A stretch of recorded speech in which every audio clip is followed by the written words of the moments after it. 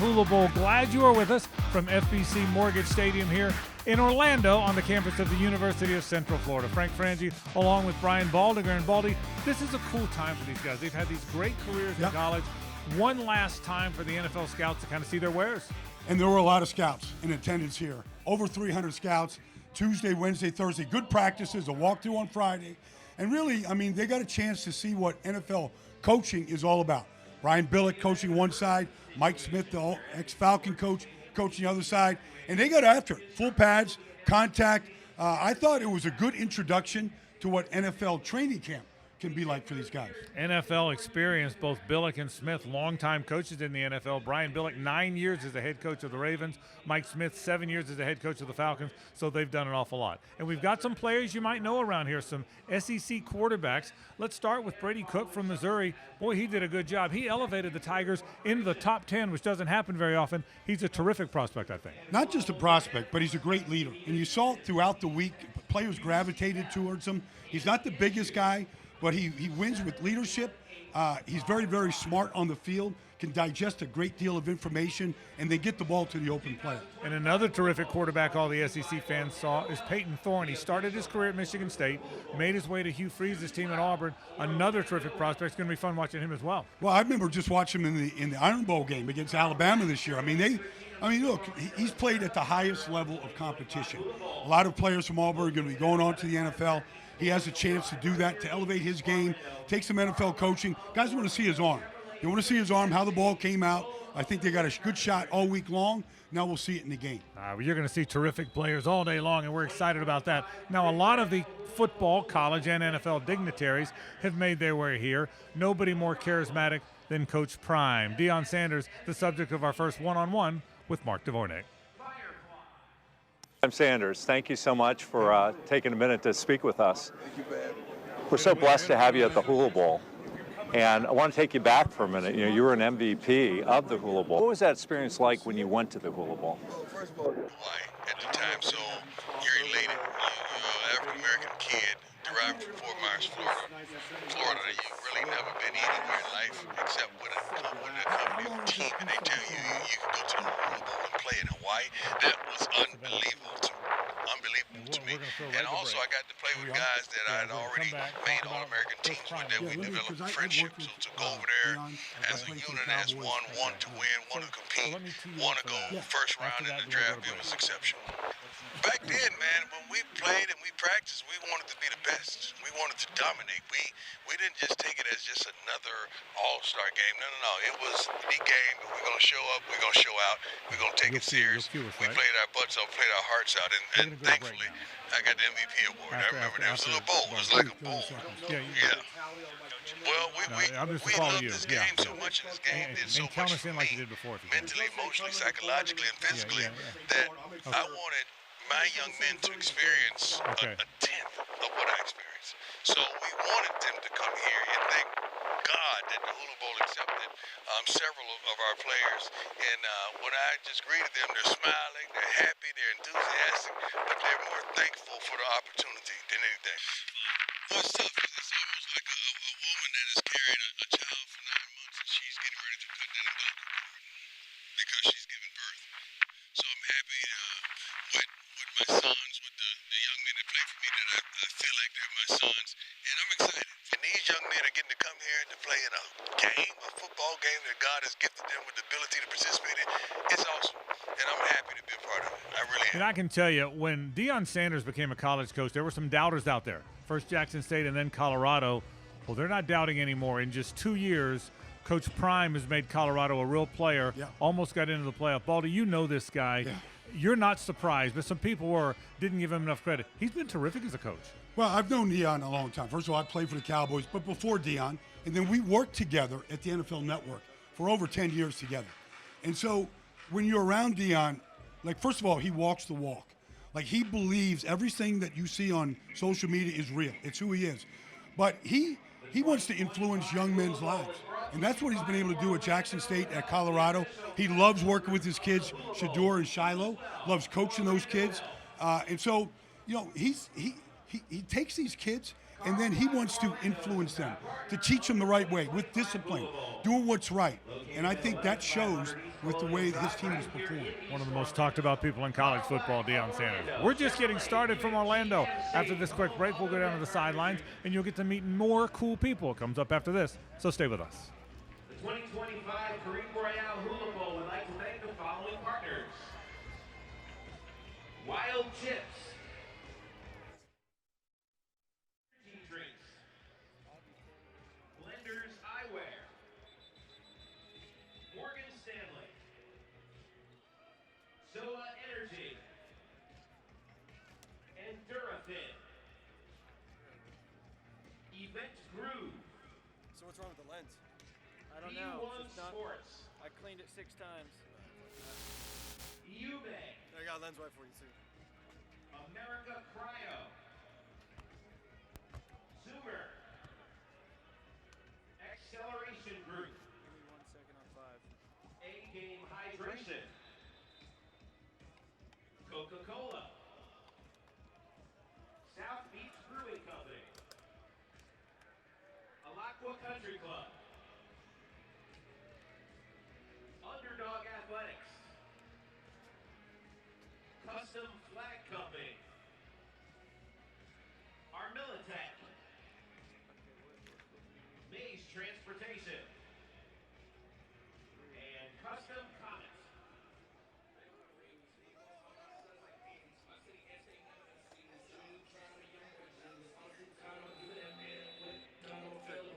I'm gonna drop that back up in the truck.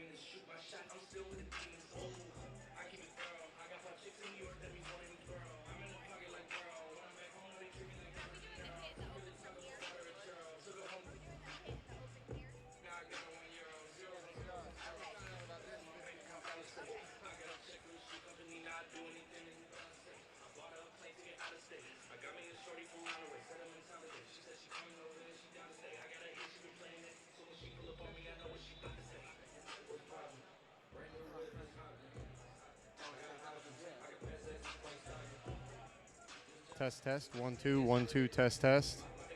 Testing, testing, 1 2 1 2. I have no way of hearing any confirmation. Jan, if you can hear me. I don't have any comms. Test, test, 1 2 1 2, testing the mic. Testing the sideline reporter mic. He got it?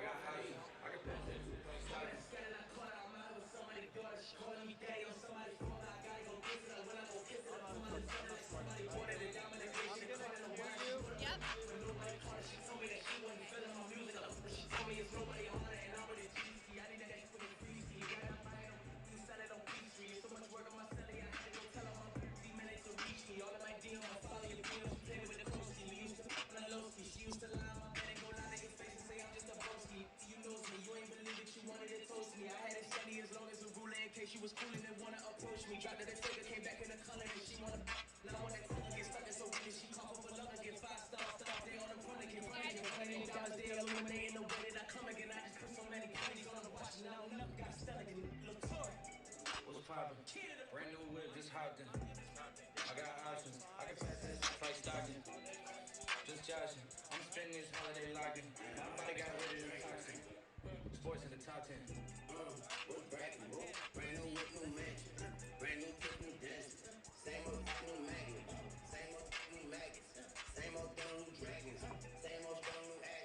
Welcome to our coverage of the 2025 Hula Bowl from here in Orlando. Frank Frangi along with Brian Baldinger. We're excited about football. It's right around the corner. The third member of our team is Savannah Collins. She checks in from the sideline. Savannah?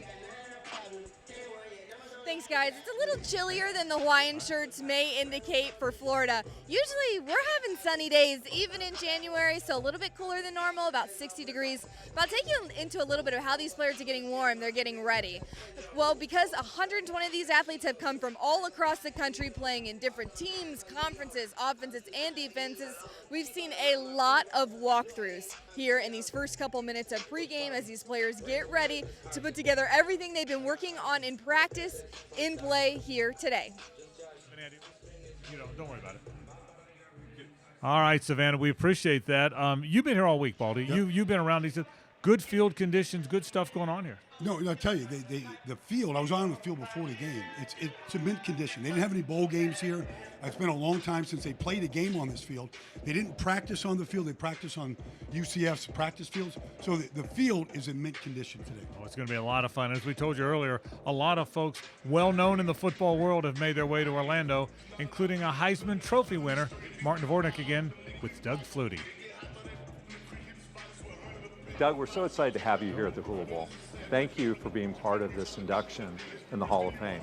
How does it make you feel after playing in this game that you're now being inducted? It's just a sense of pride and very flattering to be acknowledged after all these years, for what went on back then in the Hula Bowl in general, in support of the Hula Bowl as well in years after playing.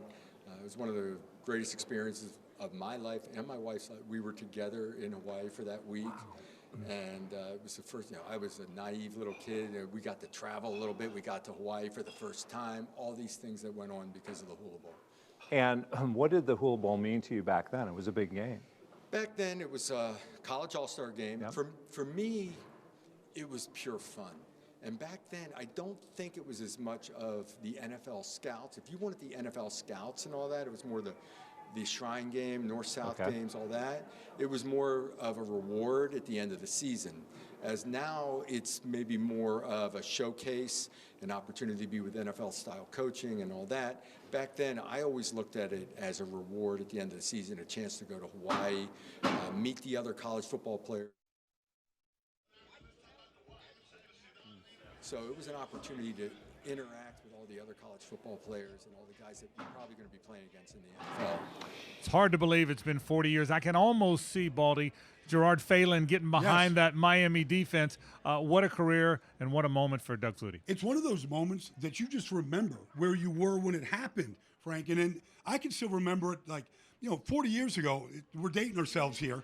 But Doug can still regale that particular play, what he saw, the throw that he made. And it's just one of those shots that everybody saw in the college football world. Pretty amazing. Maybe one of the most memorable players, really memorable plays in college football history. We got a lot more for you here from Orlando. Back in a moment with more coverage of the Hula Bowl, so stick around.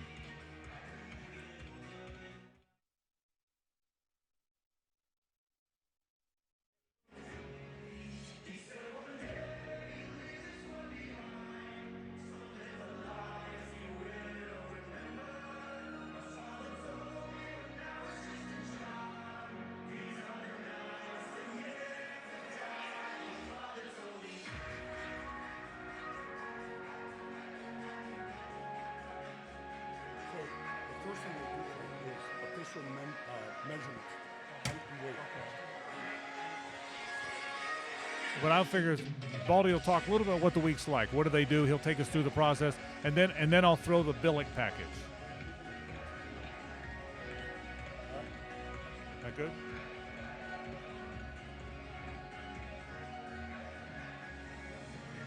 Billick and Mike Smith are related. They're like the brother-in-law or something. So Brian's wife's sister married Mike. Okay, I knew something like that. Mike lives in my neighborhood. When he was with the Jazz. Oh, he was a coordinator. Good guy. Yeah, good guy. 2008.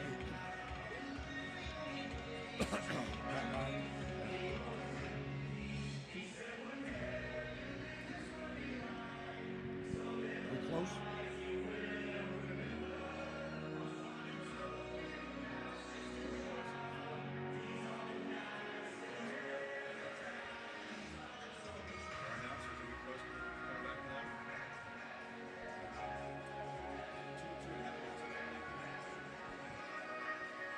measurements and interviews that you Okay. Yeah, and again, take your time. Going through that. We're not. Yeah. That's okay. That's all right. So we'll figure this out. We're good. Hey, Mark. Mark, you got 2 pros for me. Pros.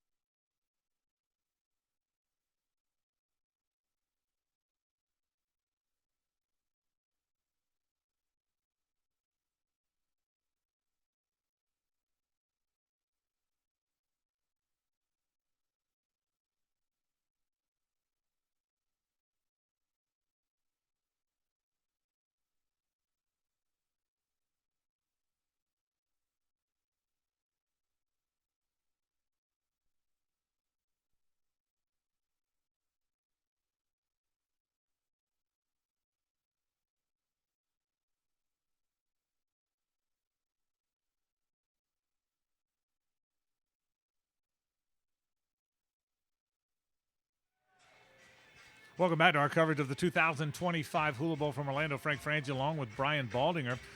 What is this week like for these guys? I mean, obviously, their aspiration is the next level. Yeah. What do they go through here? So it's an important week, and it really starts with just all the measurements, height, weight, all those kind of things get officially measured, okay? So now they have something to go on, right? And then you take a look at a lot of interviews done at the hotel, out on the field. They want to get to know what these players are like. And then all scouts want to study movement, all right? So how does he move? How does the guy release off the line of scrimmage if he's a receiver? How do players use their hands and their feet if you're a defensive, offensive lineman? They want to see the ball come out of the quarterback's hands. And so all these things are really important and vital to any scout. They're all taking their notes on each particular player. Some of these kids have already been pre-scouted during the year, Frank. And so now it's the time to take your notes that you've seen. Now let's come out there on the field. Let's watch them practice. Let's see the leadership ability of some guys. Some players just gravitate towards others. Who's the first in line? Who wants to? All those kind of things are being measured and tabulated by all the different teams. Is this a nervous time for these guys? I mean, this is their job interview, man. I mean, I would think this is the time where they'd be uptight or are they relaxed? Is there? I guess there's a mix, but what have you seen from this group? I think it's a loose group. I mean, I think most players get comfortable when they're on the field. You know, maybe behind, if you're in a room one-on-one with a general manager, that might be a little bit uptight for some players. But I think this is before you get to the combine. This is a prelude to the combine and to really the off-season, which culminates in the draft. All these players want to get there, but even if they don't get drafted, they want the Hula Bowl, East-West Shrine Game, all these bowl games. They want that game tape to be seen and watched by these scouts. Well, one thing that's a real benefit for these guys is the fact that they play for a coach who won a Super Bowl. Yes. Brian Billick won a Super Bowl in convincing fashion, by the way, against the New York Giants once upon a time. He's one of the head coaches here, and he talks a little bit about what it means to coach these kids in the Hula Bowl. When I was growing up and wanting to aspire to be a player, the Hula Bowl was a huge, huge thing for young players because it signified not only that you were had made it to college football and were a good college football, but one of the best. And so that was, and the idea of just seeing the game in Hawaii and the way the players represented themselves. It was the top stars. So it's got a deep and long tradition that particularly people from my generation hold on to because it's a very fond memory. So what brought you to coach in the Hula Bowl now? Well, when I retired, and then of course I went into the broadcasting end of it for 12 years, and you miss it. There's times of it I would dabble around it a little bit, and just being around it and doing games for Fox and the NFL Network was great. But then when Mike Smith, who coached with me in Baltimore, we're married to scissors, so we're brothers-in-law. Mike had met Nick Logan and had taken on a position with the Hula Bowl in terms of putting the staff together, and approached me after his second year and said, hey, why don't you come down and coach one side, I'll coach the other, and we'll have a great week. And Mike's done a great job because he brings down a tremendous coaching staff. These are all veteran coaches. I think currently we have coaches that compile better than 300 years of experience in the National Football League. And they're here as well, just to interact with the kids, just to do the mentoring, just to reach out and try to give whatever perspective we can to these young people as they try to make that next transition to the next level. Does it surprise you how many NFL scouts or pro scouts are here at this Hula Bowl? No, not at all, because these are the kind of players. The thing I like about the Hula Bowl the most is that the players we're dealing with are the players that are a little bit on the fringes. These are the players that could likely be maybe a third-round pick, could easily end up in the back end of the draft, could end up being undrafted free agents. These kids are here because they need this game, and that's what I love, because they're eager, they're wide-eyed, they want to perform, they want to be here, and the scouts, this is where the scouts really make their money. It's fine scouting all the top-end talent, and that's easy enough to do. You see the tape, the exposure, it's there. But where any scout will tell you, any general manager will tell you, where they make their bones, where they make their money is on the back end of the draft, on that hidden gem, that guy that maybe people have missed on. So it doesn't surprise me at all. And if anybody's here during the week, during the Hula Bowl, they can see it's an intensive job interview for an entire week. These kids are not only in meetings, on the field, but then afterwards they come right back here and they go through exhaustive testing and exhaustive one-on-one interviews, because these scouts want to kind of look into their soul and go, is this a guy I want to reach out and tell my club we want to take this guy and bring him into our team? You know, this Brian Billick guy is a guy you know a little bit. You've worked with him, charismatic guy. Everybody that watched Hard Knocks back in the day certainly knows him, but you know him very well. Well, back when he got let go by the Baltimore Ravens, Fox hired him, and they put him in a three-man booth with me and Dick Stockton. And we did 2 years together, 2007, 2008. We traveled together. We did all the interviews together, players, the production meetings. And I got to tell you, I thought I knew a lot about football until I spent some time around Brian Billick. And then I really started learning, because once upon a time, he worked for Bill Walsh in San Francisco when he got out of school at Utah. And him and Bill Walsh wrote a book together. I mean, it's a famous football book. You can learn a great deal about it from Brian and Bill in their time together in San Francisco. I'll tell you what, I think it's cool. When we first got the assignment and I started seeing the coaches that are involved, how invested they are. You heard Brian talk about it. Yeah. I still think it's a big deal to them. If you're a ball coach, you're a ball coach, and you want to coach. But I'm telling you, Baldy, I think it's a big deal to these guys. They still love being around the players, the organization. Just watching Brian call plays, organizing practice the other day. I mean, they ripped off over 150 plays in one practice on Thursday. And just the organization of how things have to be done. He enjoys being in that environment. All right. Well, we are here at the 2025 Hula Bowl live from Orlando. Kickoff is right around the corner, so stick around. Top-end talent, and that's easy enough to do. You see the tape, the exposure, it's there. But where any scout will tell you,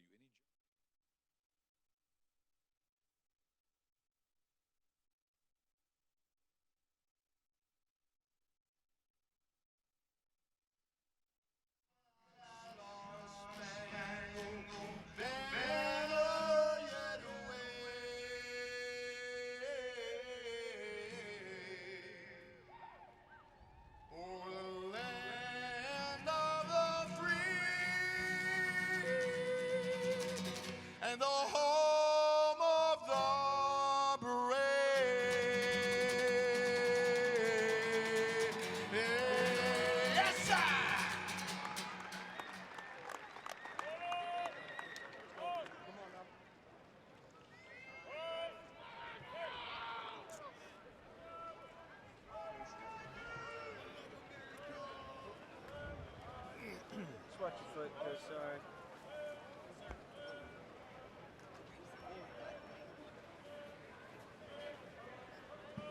You get any more or no?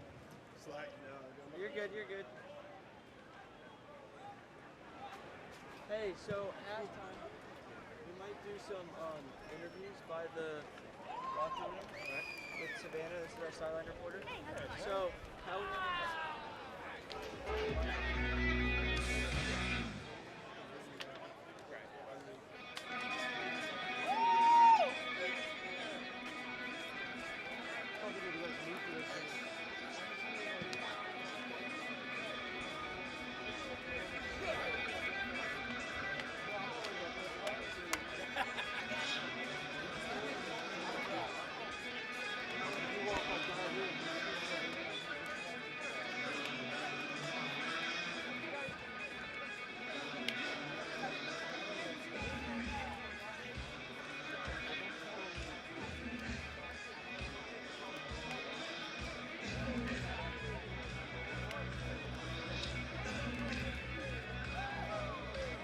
Team Aina and Team Kai, please send out your captains.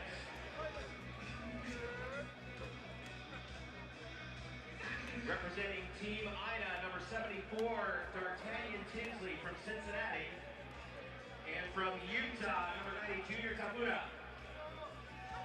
Representing Team Kai in the white jerseys, both from UCF, number 57, Ricky Barber. And number 71, Amari Kite.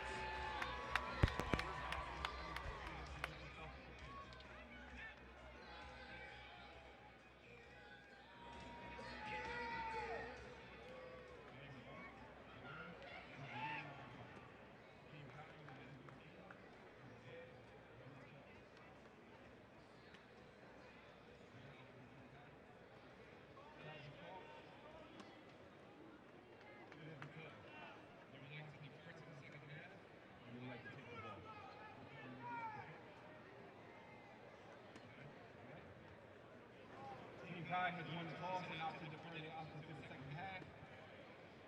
Team Aina will receive. Good luck.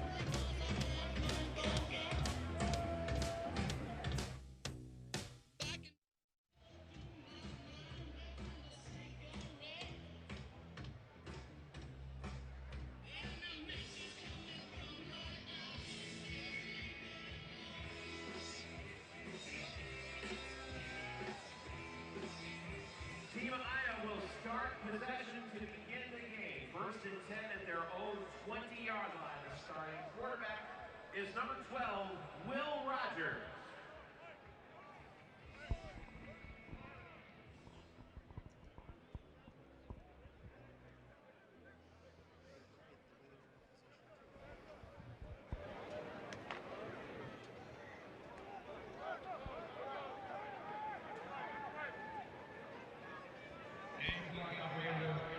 Reset the game clock for 15 minutes.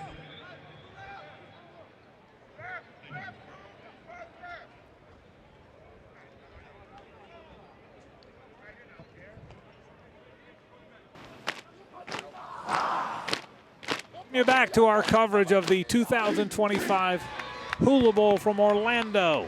Frank Frangie along with Brian Balliger. We're excited about this. It's going to be an awful lot of fun, and we can't wait to watch it. Let's get this thing started right away. Will Rogers will start at quarterback. He's from Washington. He throws a little wide receiver screen, gets it out to about the 32-yard line. That is a good play on first down. Chandler Brayboy on the catch to start this ball game. Well, it's the drive starter. Chandler Brayboy out of Elon College in Burlington, North Carolina. Everybody needs to know that kind of thing. But just a little hitch for Will Rogers just get the ball in a receiver's hands. And they picked up 6 yards on the play. Will Rogers started his career at Mississippi State, played for the great Mike Leach, God rest his soul, moved to Washington. His final year was there at Washington. He's a terrific, terrific player. Threw for 1,600 yards. This is a running play, first running play of the game. This is Mario Anderson, the former Memphis player. He got it out past the 35, and that's going to be close to first down yardage. It will be a first down, the first down of the ball game. And the interesting thing about Will Rogers is his father coached him in high school, but he also coached Gardner Minshew. They're from the same small town in Mississippi. So Gardner Minshew, who now plays, for the Las Vegas Raiders and bounced around the league, Jacksonville, of course. Yeah. They're best friends, Will Rogers and Gardner Minshew. And celebrities in Brandon, Mississippi, yes. I can assure you that. Will Rogers, good-looking quarterback. This will be a running play again. Not much there for Mario Anderson. Short gain on first down for Team Aina. Yeah, good little inside trap that time. Right guard pulled and got a little bit of movement there on the defensive tackle. And Mario Anderson, it's interesting. I actually announced the game for Fox, Memphis against Mississippi State. Mario Anderson was playing at Memphis at that time, and Will Rogers was the quarterback there. Levante Bentley made the tackle. He's from Colorado, yes. A one-time Clemson player. Yeah, one of 5 Colorado players here with Deion Sanders playing linebacker right now. Second down and 8. Early moments here. Team Aina dropping to throw is Rogers. That ball is batted down at the line of scrimmage. The defensive line here has been a pretty good group now. That ball was knocked down at the line. Keontae Hamilton knocked it down. It'll be third down. I tell you, Keontae Hamilton's one of those players this week, Frank, that really stood out to me. He's out of Rutgers. He's a big, stout guy. I mean, good base on him. You could hear his pads popping. He pushed the right guard right back into Will Rogers and then got his hand up to bat it down. Micah Bernard now in the backfield for the first time today. Third down and 8. Dropping is Rogers. Steps up, shows a little mobility, a little check down, but well short of first down yardage. He got it to around the 42. Bernard made the catch, but nice work. That's Bentley again on the tackle. It'll be fourth down. Back-to-back tackles by Levante Bentley. Not the biggest guy, but very, very active. And so they just always tackle the check down, tackle the catch right there to get off the field. Now there will be punts, but probably no returns is what they've done. No kickoffs. They do want to watch the punters here. Yep. This is Jesse Murko will punt it away. So you will see punters, but you shouldn't see a return today. There's the punt. Everything is a fair catch. And Team Kai will start from its own 19-yard line. Fair caught at the 19-yard line.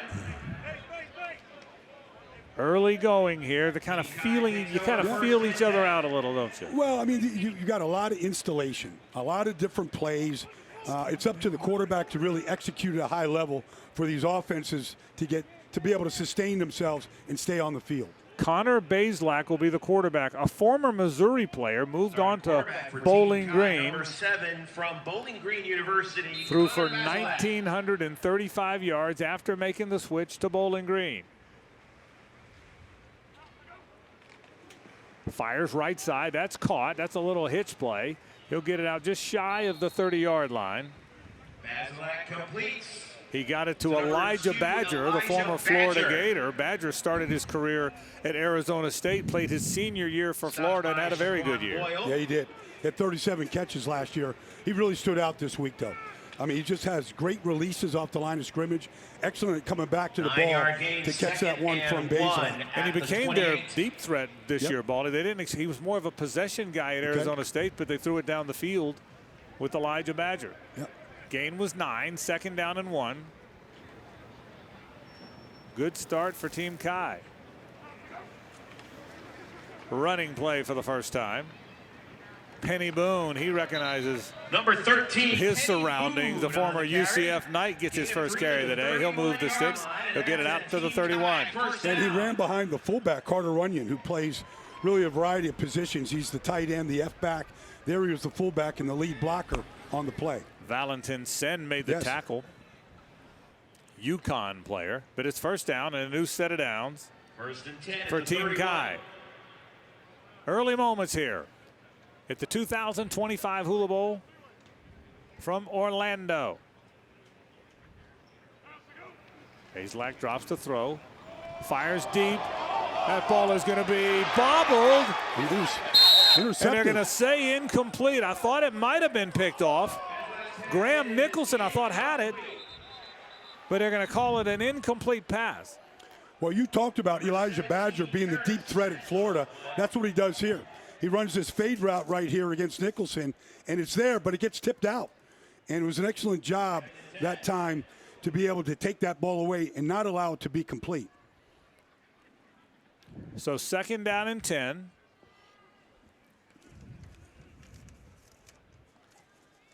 For Connor Bazelak. Two backs in the backfield, Yeah. adjacent to Bazelak. Yeah, they're going to run the ball here with a 2-back set. That is Boone again. Tries the left side. Not a whole lot there. About a 2-yard gain. 3rd down and 8. Upcoming for Team Kai. Well, Boone had he had a great career at Toledo. Ran for over 1,400 yards a couple years ago. Transferred to UCF, and he really didn't get a chance to play very much. Had some injuries as well. 3rd down and 8.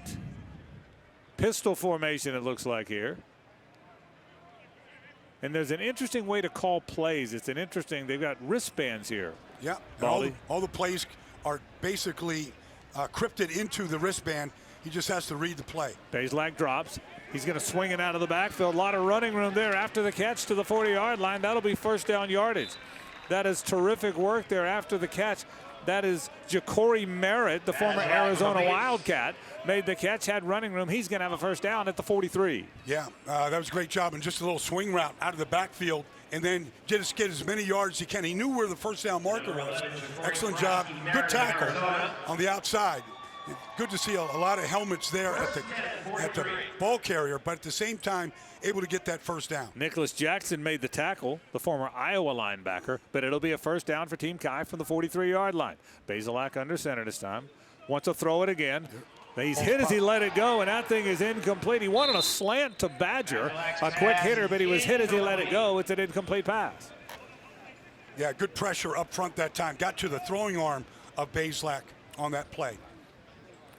It's a physical group here, Baldy. You can tell. You talked about it before we went on here. The physicality of this group, it's legit, isn't it? I saw it in practice. I saw how hard they played in practice. The one-on-ones, both pass blocking and run blocking, showing up here today. Now on 2nd and 10. Connor Bazelak, the quarterback for Team Kai. They'll run it this time. A little bit of a slow developing run. That's Ja'Cory Merritt. He got about 4 yards or so. Got it to around the 48-yard line. It'll bring up another 3rd down here for Team Kai. A good penetration that time on the defensive side to really make the running back stutter his feet on that particular play. Slowed him up, setting up this 3rd down. If you haven't watched this All-Star game before, it's got an NFL feel to it. NFL footballs, NFL rules, and you can and 2 NFL coaches coaching, and it has that. It really does have that feel to it. Wade Phillips here, so experienced in the NFL as a defensive coordinator. 3rd down, dropping it is Bazelak. Looks left, fires right, a little bit of a check down. That is Merritt on the catch, but he's going to be shy of 1st down yardage. He got it to about the 49-yard line. And is it 4-down territory here in the ballgame? Well, he had good pressure that time from the right defensive end. Jabari Ritchie going to come in and hits Bazelak as he throws it. It's one of those things the scout will be looking for is can you collapse a pocket from the end position? Team Kai is going to go for it. Everybody goes for it now, right? Nobody punts anymore. The analytics are working their way even in the Hula Bowl here. Back when you played Baldy, people punted, right? Well, they don't punt anymore, do they? They actually just march the punter out. Now they are going to punt. They are going to punt. They're just trying to cross you up here. They are going to punt now. Again, no returns, but there will be punts. So Team Kai will punt it away. High punt. A flag comes in. A flag comes in. The punt will walk into the. It'll go into the end zone, but there is a flag on here. That is Jesse Murko, the punter. But let's see what the flag's all about. It looked like a legal man downfield. Somebody left early, I believe. on Team Kai. And actually, it's going to be an illegal substitution. That'll give him a first down. There we go. It was 4th and 2, and that's a mistake by Team Aina. That's 5 yards and a first down, and a new set of downs for Team Kai. Mike Smith doesn't like it. He's the coach right there about what was the substitution, what was the issue. So they stay on the field. Yeah. It'll be a first down at the 44-yard line, and there'll be a timeout on the field. We'll take a break. Early going here, no score at the 2025 Hula Bowl. Back after this.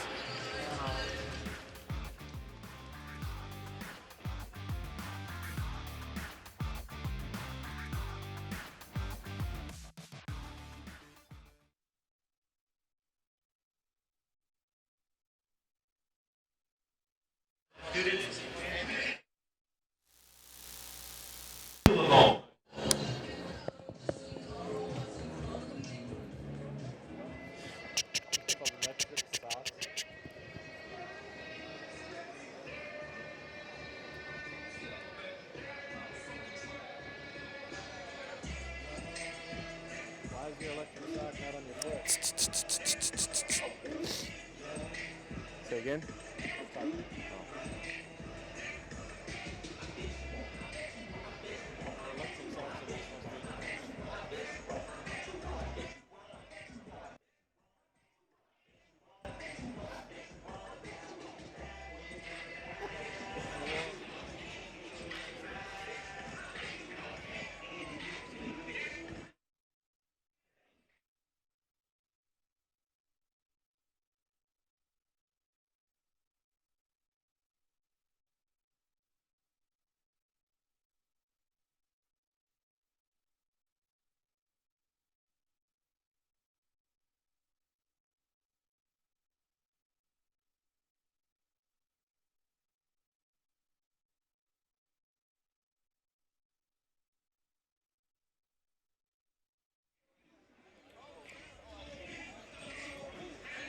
Glad you're with us at our coverage of the 2025 Hula Bowl. Frank Frangi along with Brian Baldinger and Savannah Collins with you. This is a big mistake by the defense, but it gives us a chance to see a little bit more of Connor Bazelak. Sure, and you get a chance to stay on the field.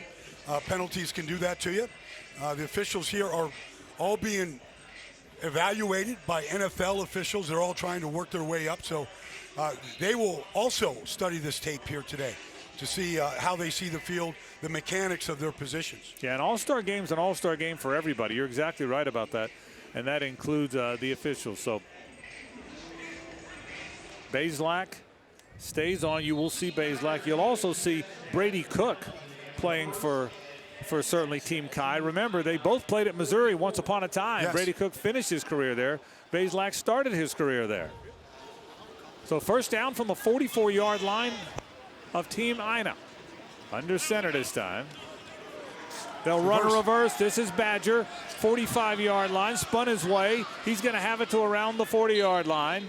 Elijah Badger ran a reverse. A gain of about 4 on first down. And you can see how they're game planning with Elijah Badger. We've seen a deep shot to him. We've seen a hit screen to him. And now we see a reverse to him. They recognize his ability and his talent. He's out of Sacramento, California originally. Again, began his career at Arizona State. His final year played for Billy Napier at Florida and had a very good year for the Gators in his first year there. In fact, Billy Napier was at practice on Wednesday this week. Second down. Play fake. Bazelak rolls. That's a little check down to his tight end in the middle of the field. Short gain that time. Not much working. That's a completion, though. Completion for Tyler Neville right there on the play out of Virginia. All right, he gets it. Neville gets it to the 37-yard line. So another third down upcoming. Third down and about 3 from the 37-yard line of Team Aina. The 2025 Hula Bowl from FBC Mortgage Stadium here in Orlando. Field's in great shape here. They'll run it. out of the I formation, leaning forward, breaking a tackle. That's good running. That's Quentin Cooley in the game. He's from Liberty. His first appearance in the game, second effort, got him a first down to the 32-yard line. Well, he's compact and he's got power. He's 5'7", 215 pounds, and that was just contact balance right there. That's something that all scouts want to see because running backs come in all shapes and sizes. But that's good power right there. Yeah, ran through a tackle. Power Eccles finally made the tackle, but he ran through the first contact, and that's why it's a first down. First down now from the 32-yard line. Another I formation set. They'll run it again. Tried to break another tackle. That's Cooley again. He broke a tackle after first contact, but only got about a yard out of it to the 32. So Michigan is represented today by the right guard, Josh Preeb. And on that play, he pulled the right guard. He's going to pull. You can see the Michigan helmet. It's interesting about Josh. He's also the backup center today, and he's never played center. So he's been working on his shotgun snaps if he's going to go in there. And I think we're going to see it because scouts want to see player versatility, position to position. Merritt now the running back in the pistol formation. They've used 3 of them. Bazelak drops, fires. That's a little slant. It's too high, and it's incomplete. It was a quick hitter there. They tried to fire a little slant. Kobe Hudson. They wanted Hudson. He missed it high. It'll be third down. Yeah, he just sailed that ball. I mean, he got his fingertips on it. You'd still like to see him catch it. But it just sailed on from Bazelak right there. But it was just double slant, just trying to get the ball into Hudson's hands. We've seen our share of third downs here for both teams. This is a 3rd and 9 now from the 32-yard line. Bazelak has gone the distance. Merritt remains the running back in this pistol formation. You cannot blitz in this game now, so you know that. Bazelak drops the throw. They want a screen to the left side. There's some running room. 30, 25. That's going to be a first down. Ja'Cory Merritt, a well-designed screen pass to the left side.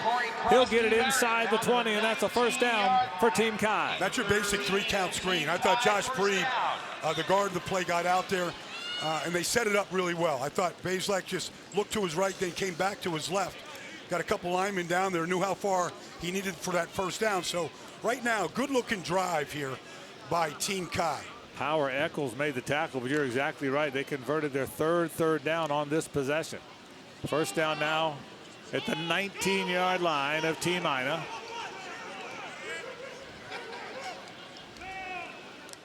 High formation look, play fake. Bazelak wants to throw it, fires it deep downfield, and that's knocked down. Might have been a little bit behind him there. He was trying to get it to the middle of the field. That was Burgess on the pass defense right there. Excellent job out of Alabama State. Yeah, he wanted Kelly Akarigi, and the ball was knocked away. James Burgess made up some ground. It'll be second down after the incomplete pass. And the good thing about Burgess right here is he didn't get handsy with the receiver. He was able to really play over his shoulder and use his long arm right there because he is 6'2". He's a long corner. Second down 10 from the 19-yard line. Inside of 4 minutes to play in this first quarter of the Hula Bowl. They'll run it with Merritt. Tries to pick his way, broke a tackle, and got it to around the 17-yard line. That's a short game, but he made something out of nothing. It'll be third down yet again for Team Chi. Well, the good backs at any level make yards when there's nothing there. You know, you got to use your feet, your vision, your contact balance to be able to find something positive. So still 3rd and 8 right here. Big down. Third down, 8 for Team Chi. They've had the ball. Team Aina started with it, punted it away. Barely. And Team Chi has dominated the quarter since. Bazelak drops. He looks, fires, and that's behind him. Maybe a little bit of a mix-up. He wanted Kobe Hudson, but it's incomplete. And on comes the field goal team for Team Chi. Well, he had him. He had him in the zone, and whether he thought he was going to run through the zone or not, just a miscommunication because he was open. I could shoot it, but no one's going to answer. This will be Tyler Loop from Arizona on. He was 18 of 23 during the year. And this will be a 35-yarder, 34-yarder officially from the left hash. 34-yard attempt. The first points of the game. Kicks it up. And the 34-yard field goal is no good. He missed it to the right. No score in the early going. A long drive and nothing to show for it. Nothing. 3:06 to play in the first. Back after this from the 2025 Hula Bowl.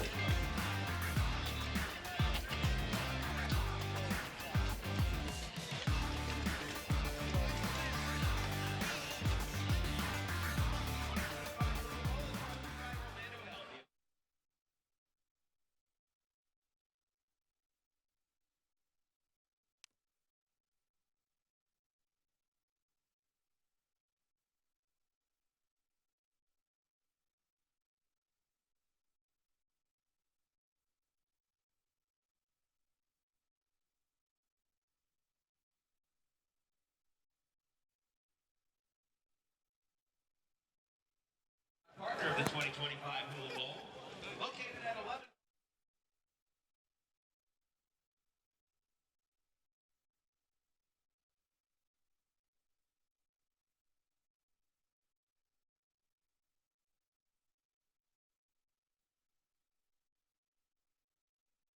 Let's go.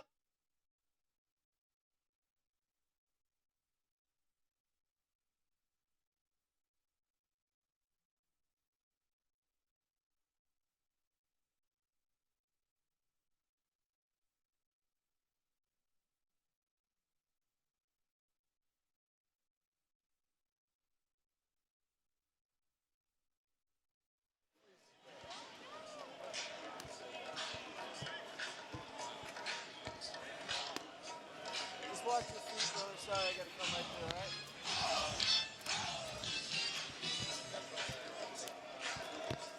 Watch your feet, sorry, guys. All right, team kind of takes over. Will Rogers remains the quarterback. His second series. You'll also see Peyton Thorne, Jamison Wong, among others. This is a shotgun from the 25-yard line. Dropping, fires right side. That ball's going to be caught. Out past the 31-yard line. Jordan Moore made it. The former Duke Blue Devil made the catch. They're going to knock him out of bounds at the 31-yard line. I went to Duke, Frank, so we got a penalty on the play. You're close to those Duke guys. You get it. He came in as a quarterback and then ended up transferring under Mike Elko to wide receiver. But there's a penalty. It's going to work against. It's going to work against Team Aina. It'll nullify what would have been about a 7-yard gain. So this game used to be played for about the first 75 years in Hawaii. Right. So we still use a lot of the Polynesian culture, Aina and Kai, to really select which team is which right here.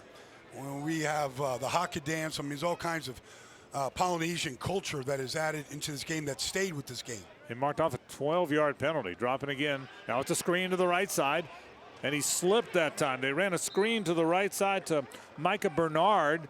Looked like they had it set up, but he stumbled just a bit, and he only got it out to about the 17-yard line. So that is a short gain, about 4 yards on the screen pass. Yep, sets up a second and long. You can see, these teams, there's no motion, there's no shifting in this game. You can't line up in a 3-by-1 set. Some of the things that we're used to seeing, in college football at the pro level, it's pretty simplified here. Will Rogers, the one-time Mississippi State quarterback, finished his career at Washington, remains the quarterback, dropping the throw. 4-man rush, fires middle of the field, and that's overthrown. A little bit of a seam route to his tight end there, but the ball sailed just a bit. Yeah, that was Drake Dabney going down the seam from TCU. Big tight end. He just missed him. He had him down the seam too. Incomplete pass, so it'll be third down. Now 3rd and 18. 3rd down and 18 for Team Aina. Now this is a pass rusher's dream right here. 3rd and long like this. We'll see if Will Rogers holds it, if he just gets rid of the ball quickly and sets up a punt. Dropping, stepping up. He's a little bit of a check down to around the 20-yard line.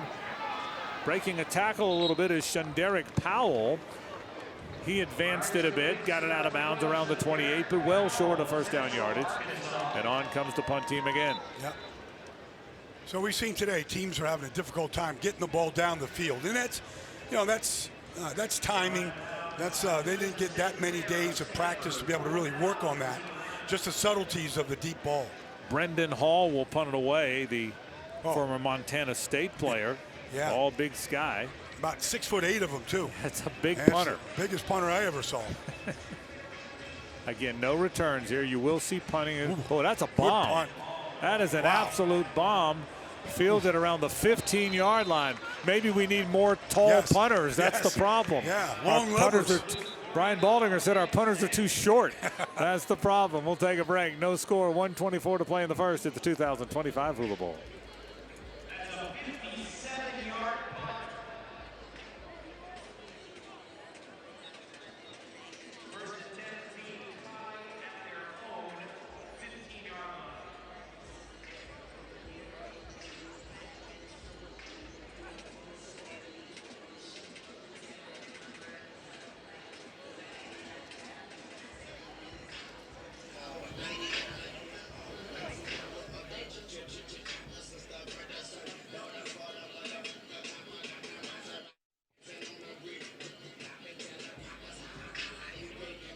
The 2025 Hula Bowl is brought to you by Orlando Health, the official medical group of the Hula Bowl. Choose well, Orlando Health.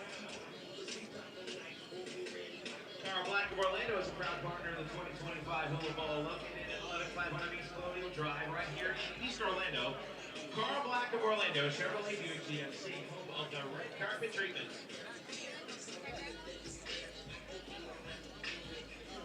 The 2025 Hula Bowl is presented by Kareem Royale.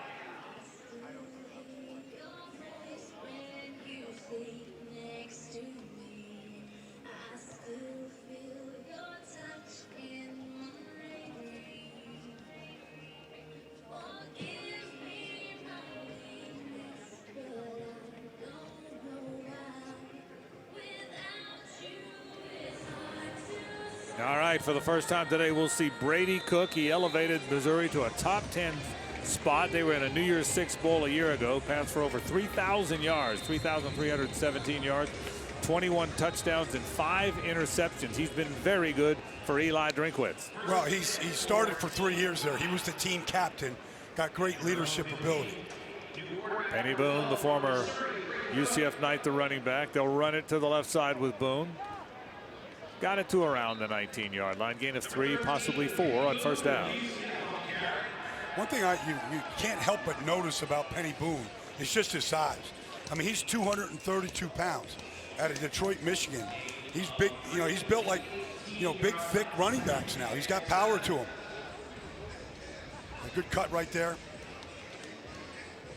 You like to see a back get as many yards as you can after contact. Second down, 7. Under center. They toss it to the right this time to Boone. Lowers his shoulder. Got it out past the 20. Got it to around the 22-yard line.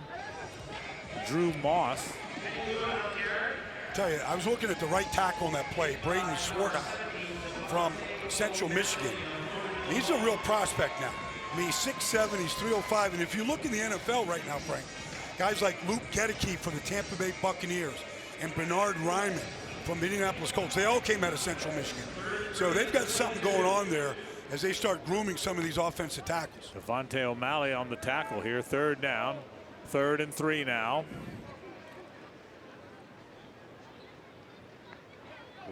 Closing seconds of the quarter. Cook pump fakes. Now he's going to run it. He's going to make the first down. He couldn't find anything. He wanted to throw a little slant. It wasn't there. So he moved the sticks with his legs. He got it to the 26-yard line on the final play of the first quarter. We have played 15 minutes in the 2025 Hula Bowl from Orlando. No score. Back after this.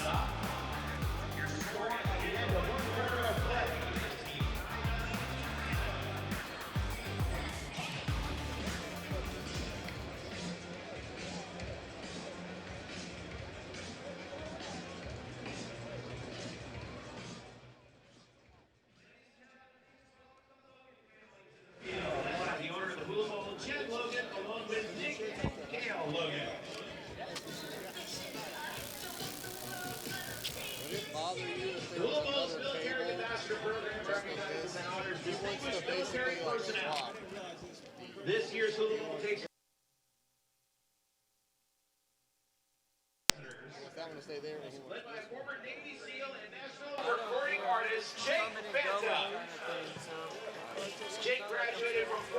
high school in Pennsylvania in 1983 and became a U.S. Navy SEAL, serving until 1989. After the attack on 9/11, he went to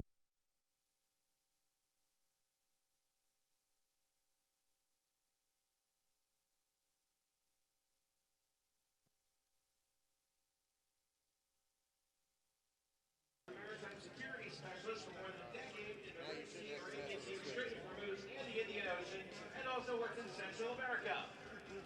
He continued to proudly serve his nation by being elected to represent the people of the 4th Legislative District of Pennsylvania in November 2022. Jake is also a national recording artist and has toured and shared the stage with several stars including B.B. King, Bo Diddley, Buddy Guy, Leonard Skinner, Ted Nugent, Foreigner, Coco Taylor, and Ronnie Mack.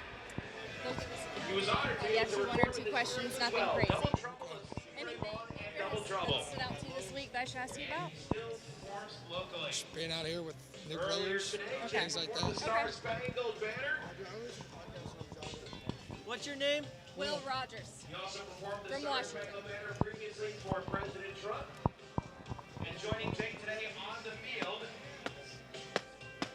are Doug Francis, former Navy SEAL. 10 seconds coming back. Cool. Navy SEAL Mike Freischlag. They're going to throw it down to you. I'll cue you. Todd Perfect. Freischlag, Okay. Also a Navy SEAL. David Abinetti, Navy SEAL, and Steve Kreider from the United States Army. The Hula Bowl is proud to present former Navy SEAL Jake Banta with our 2025. Welcome back to our broadcast as we get set to start the second quarter. Frank Frangie, Brian Baldinger, and Savannah Collins. And Savannah's got a special guest. Savannah. Well, you opened up those couple of opening drives for this team, Aina. What were you guys looking for, and how have you felt like you've settled in? Just looking to get a couple first downs, move the ball, and hopefully score some points, which we didn't. But it's just good to be out here with new teammates and try and get something cooking here in the second quarter. New teammates, also some of the best minds in football. How has it challenged you this week to get to be around guys with super high IQs to just really expand your knowledge as a QB? I mean, it's been good. I mean, learning the NFL system, which we ran at Washington, has helped me a lot. But it's been good to be around a bunch of great coaches. If there's one thing in your skill set you hope you get to showcase today, what do you hope it is? I mean, hopefully just get a scoring drive going. That's the main thing. So hopefully we can get some points on the board. Thanks, Will. Appreciate it. Thank you. All right, Savannah, thank you. Will Rogers and a good-looking quarterback. And there's a good-looking play here. A screen pass that was broken by Merritt out past the 40-yard line, but a flag comes in toward the end of the run. It was Brady Cook to Ja'Cory Merritt. They got it out to the 40-yard line, but a flag came in. Let's check the flag. And there's going to be a holding on a receiver down the field.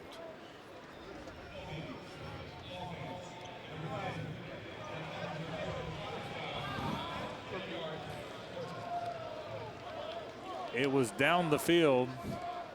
Demir Blankemancy is the one who was the guilty party, and that's going to back it all the way up to around the 27-yard line. So essentially a gain of a yard is the net result. Well-designed play, Baldy. Good design, good execution, too. Yeah. But that's a problem at every level, is when to let a guy go as you're trying to screen the defender down the field. So 1st and 9 is the net result. Play fake, Cook, Brady Cook tries to throw it, a little check down. That ball is batted down at the line of scrimmage. That is nice work that time. Jasheen Davis got a big paw on that thing. Jasheen did a terrific play. A former North Carolina Tar Heel knocked it down. No doubt. I mean, he played that perfectly.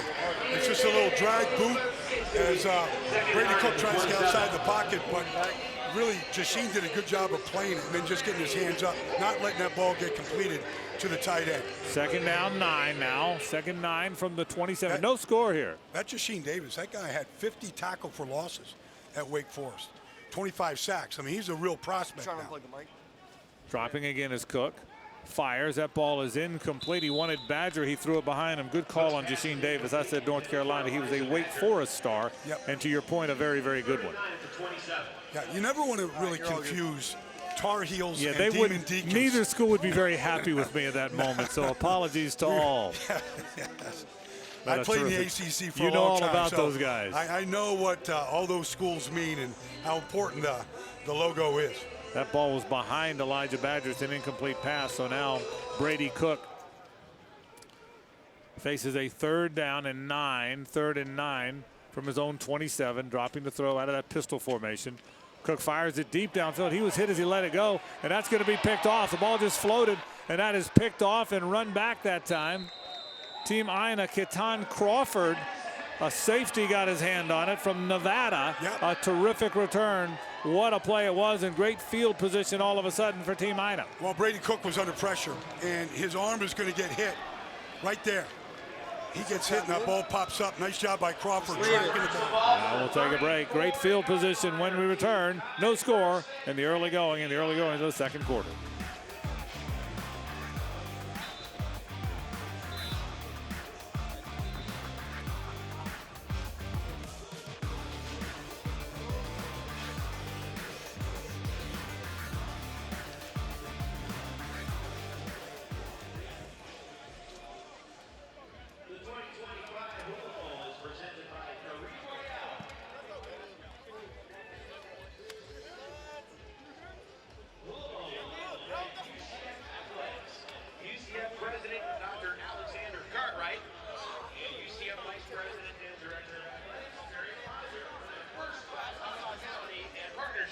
With the Hula Bowl.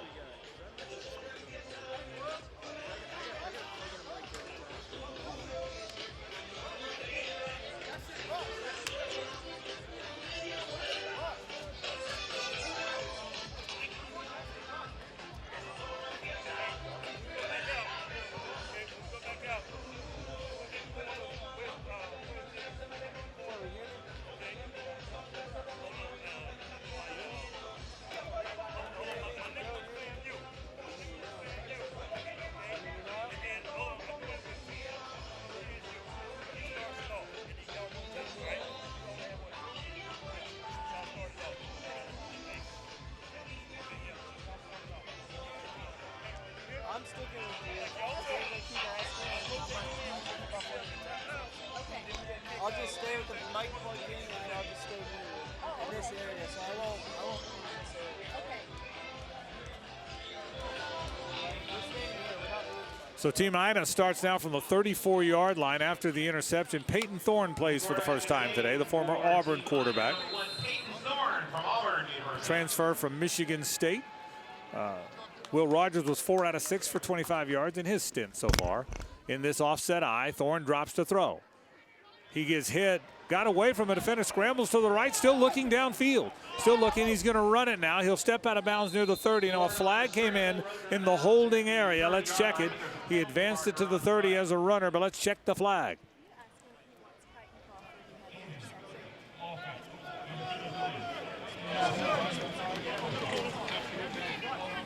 Yet another holding penalty, Baldy. We've seen our share of that. Yeah, it looked like it was on the left tackle, Michael Tarquin from Oklahoma. He said on the change. He is, what is he, the nephew of Tony Baselli? He is his son-in-law. Son-in-law of Tony Baselli. Mike Tarquin played at Florida and USC before Oklahoma. And there's some, he probably learned a little bit about left tackle play, I can assure you. Yes. I don't think Tony Baselli ever had a holding call. Well, in the Hall of Fame. If you asked him, he hasn't. I can tell you that. Right. One of the best left tackles of all time, Yeah, and a dear friend, I can tell you that. Peyton Thorne now backs up. He faces a 1st and 20 after the holding penalty from the 44-yard line. Dropping to throw, 4-man rush. Scrambles again. That's a check down, and it's dropped. He tried to check it down to Shenderick Powell from Central Arkansas, but Shenderick dropped it. It'll be 2nd down. Well, he did the cardinal sin of running before he looked the ball into his hands. He knows it. Like sometimes the coach is inside your head. You know you already turned your head looking upfield before you actually tucked that ball away. 2nd down, 20. 13:46 to play in the first half. Frank Frangie, Brian Baldinger, Savannah Collins with you for the 2025 Hula Bowl. It's kind of cleared up. Nice day today. A little overcast, but no rain. We thought we might have some. Turned out to be terrific. Thorne, a little draw play to the middle of the field. Good running room that time. Shenderick Powell had a little bit of running room. Got it to the 40-yard line. Gain is about 4 or so. 3rd and very long upcoming for Team Aina. Well, there's no blitzing, so it's just a 4-man rush. So I've been watching like Keontae Hamilton, the inside defensive tackle. You're going to get a good chance on 3rd and long here to see good one-on-ones, whether it's pass rush or protection. Jordan Williams, the right tackle out of Georgia Tech, had an excellent week. This is a good time for any scout to really look at one-on-one protection. 3rd down, 16. Shotgun formation. Thorne drops to throw. Fires deep downfield. That ball's caught. That's a terrific catch. He went up and got it inside the 25-yard line. And that'll be a 1st down. A terrific catch that time. Gage Larvardane from South Carolina with a catch. That's a good job of Peyton Thorne stepping up into the pocket. You know, it was very well protected right there. He knew where the soft spot was to be able to deliver. That's the best throw down the field that we've seen today. Yeah, Larvadan made the catch. He got it to the 22-yard line. 1st down. Team Aina now on the move. Powell, the running back, stands behind Thorne. Play fake. Thorne rolls to his right, and that ball's batted down. We've seen a lot of that today. Pass is incomplete. Ball is batted down at the line of scrimmage. Boy, the defensive fronts have been good here. They've been very, very active. Here it is. I mean, just coming off the slot right there, getting the hand up, getting into the passing lane. Lance Dixon knocked it down, the Lance former Dixon. Toledo star. 2nd down and 10 now. Good football in Toledo, man. Toledo Rockets been a fixture in the MAC for a long time. 2nd down and 10. No score here. Early moments of the 2nd quarter. Inside handoff. Good running room that time. That is Mario Anderson from Memphis. He got it to around the 18-yard line. 3rd down upcoming for Team Aina. Justin Weaver on the tackle. Anderson on the carry. From Kentucky. Justin Weaver is a real prospect now. We're number 51. You're going to see him. He's going to be going up on this play against the right tackle, Jordan Williams. It'll be a good one-on-one right here. Justin J.J. Weaver, good player in that SEC for sure. Yeah, he was the captain of Kentucky this year. 3rd down, 6. Thorne has moved his team inside the 20-yard line. Dropping, looking, fires a wheel route to the left side, and it is going to be incomplete. They snuck Anderson out of the backfield on that wheel route. I thought the defensive tackle, Wesley Neal, might have gotten a finger on it. Number 91 out of Rhode Island. On the coverage, number 56, Ruben Hippolyte. So on comes the field goal team. Dragon Kesic out of Minnesota. The left footer will try and put the first points of the game on the board. From the right hash. Of Minnesota out to attempt the field goal. This is from 34 yards. Correction, 36 yards. A 36-yarder from the right hash. The kick is up. The kick is good, and we have the first points of the game. 11:27 left to play in the 2nd We'll quarter. take a break. 11:27 to play in the first half of the 2025 Hula Bowl. 3-0. Back after this.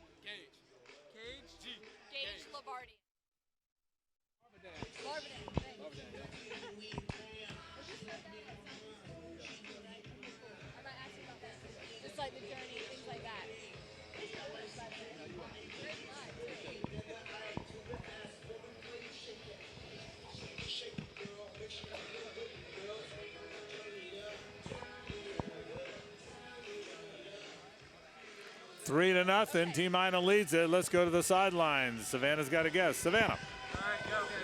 Gage, you started out your journey at Southeastern Louisiana, then you made your way to the SEC for South Carolina. How has your journey brought you to this moment, trying to find the next opportunity at the pro level? Yeah, God has just blessed me my entire life with tremendous talents, and I just use this platform to praise Him and give glory to Him. It's been a long journey. Not everyone gets the same journey, but I wouldn't trade mine for the world.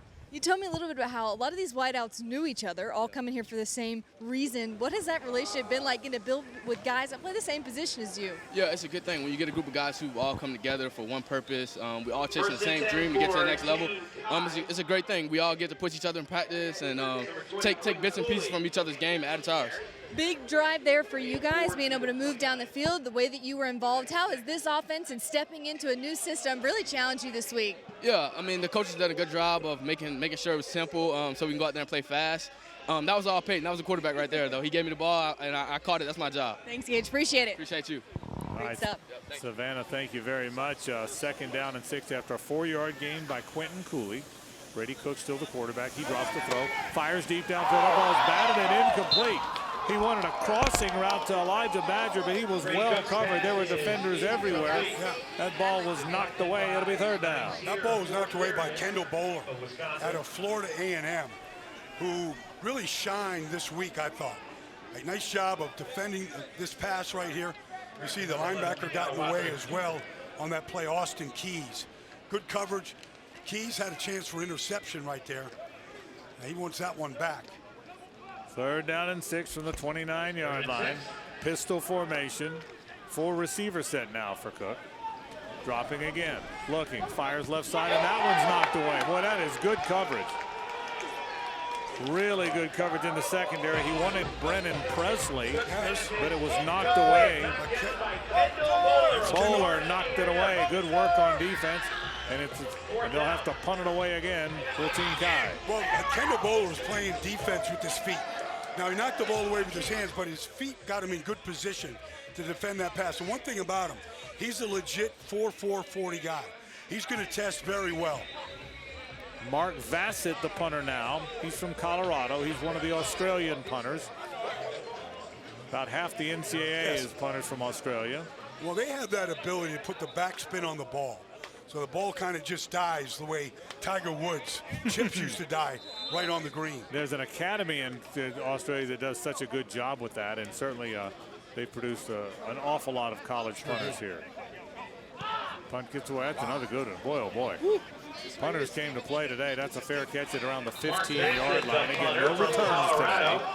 There will be punts and kicks, but there will be no returns. So Team Kai back on the field, trailing 3-0. A lot of defense today, but you would expect that, wouldn't you, Baldy? Defense is going to be ahead of the offense, and that's certainly going to be the case in an all-star game. No question, because really it's all about timing.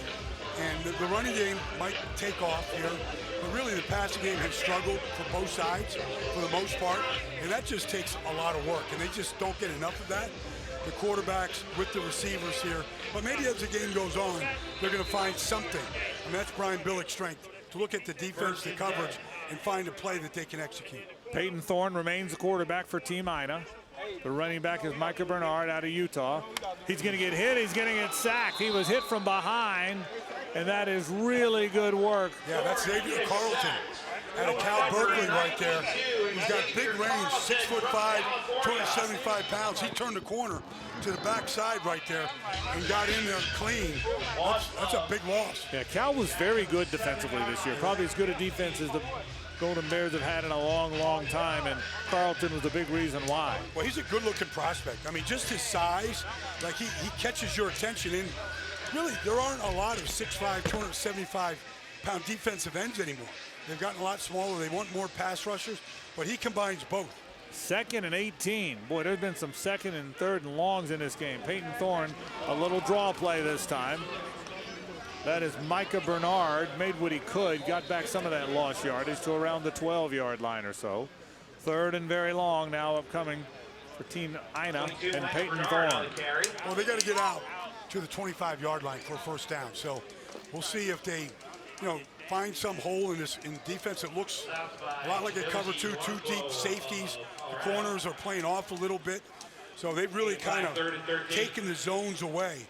It's going to take a stick throw and a good route to beat it. Chidozie Wankuo, one of those very good Colorado players, yes, made the tackle. 3rd down and 13 now. Thorne in a shotgun. He drops the throw. 4-man rush. Looking, moving around, hit again, sacked again. There's Carson. Boy, oh boy, that is Xavier Carlton again. And Xavier Carlton got him again, and it'll be 4th down.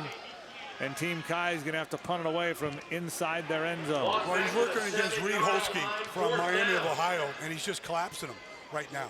He's not getting his base set and dropping an anchor to stop that power from Carlton. Jesse Mirko from Vanderbilt, another of the Australian punters, stands deep in his own end zone to punt this away for Team Kai. Oh, that's a little wobbler. It's going to bounce and be fielded at the 49. Again, no returns here, but good field position for Team Kai. 8:22 to play in the first half of the 2025 Hula Bowl. 3-0 our score. Back after this.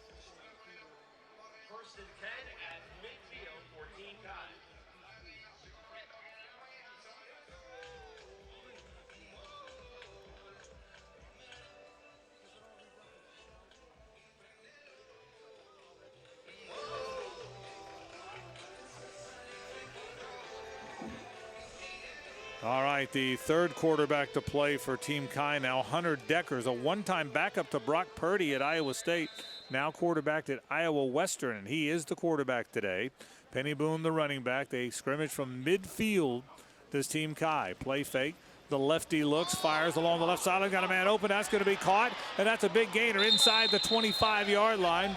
Terrific catch that time. Brennan Presley got loose, and Hunter Deckers put it right on the money. That's a first down at the 21-yard line of Team Aina. No, he just dropped this right in the bucket, right behind the corner in front of the safeties, and Presley got right there in that hole. We call it the honeycomb hole, and really Deckers put it right on. Best play of the day for Team Kai. Nobody knew him. He played behind Brock Purdy, but he's a good-looking prospect. That's a terrific throw there. First down at the 21-yard line. Dropping again is Deckers. Looking, stepping forward. He can run it if he wants to. He's going to run it forward inside the 20. Got it to around the 16-yard line. Gain of about 5 on the scramble for Hunter Deckers. Yeah, Nick Jackson from Iowa was chasing him out of bounds, but 2 good plays in a row by Deckers. Got it to that's good yardage on first down, 5 yards from the 16-yard line. 3-0 is our score. Team Aina leads it. Team Kai on the move here, trying to take the lead midway through the 2nd quarter. Under center is Deckers this time. Boone remains the running back.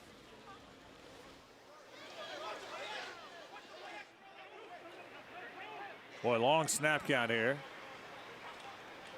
They toss it to the right. Running room, cutting back now to the middle of the field, and that's good running that time. That is Penny Boone, the former Central Florida Knight. He got it to around the 12-yard line. Devontae O'Malley made the tackle, Gain of about 4, 3rd down and a yard upcoming. I thought Dorian Mousey from Auburn had a chance to tackle him at the line of scrimmage. He ran right through that tackle. 3rd and a yard. 3rd and 1 at the 12. Merritt now the running back. Out of Arizona. And they'll call a timeout.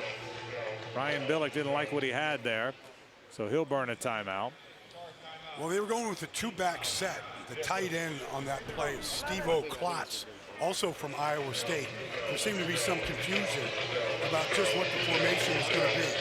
How many different formations in an all-star game, Baldy, can you really expect to see? I mean, you can't plan a lot, can you?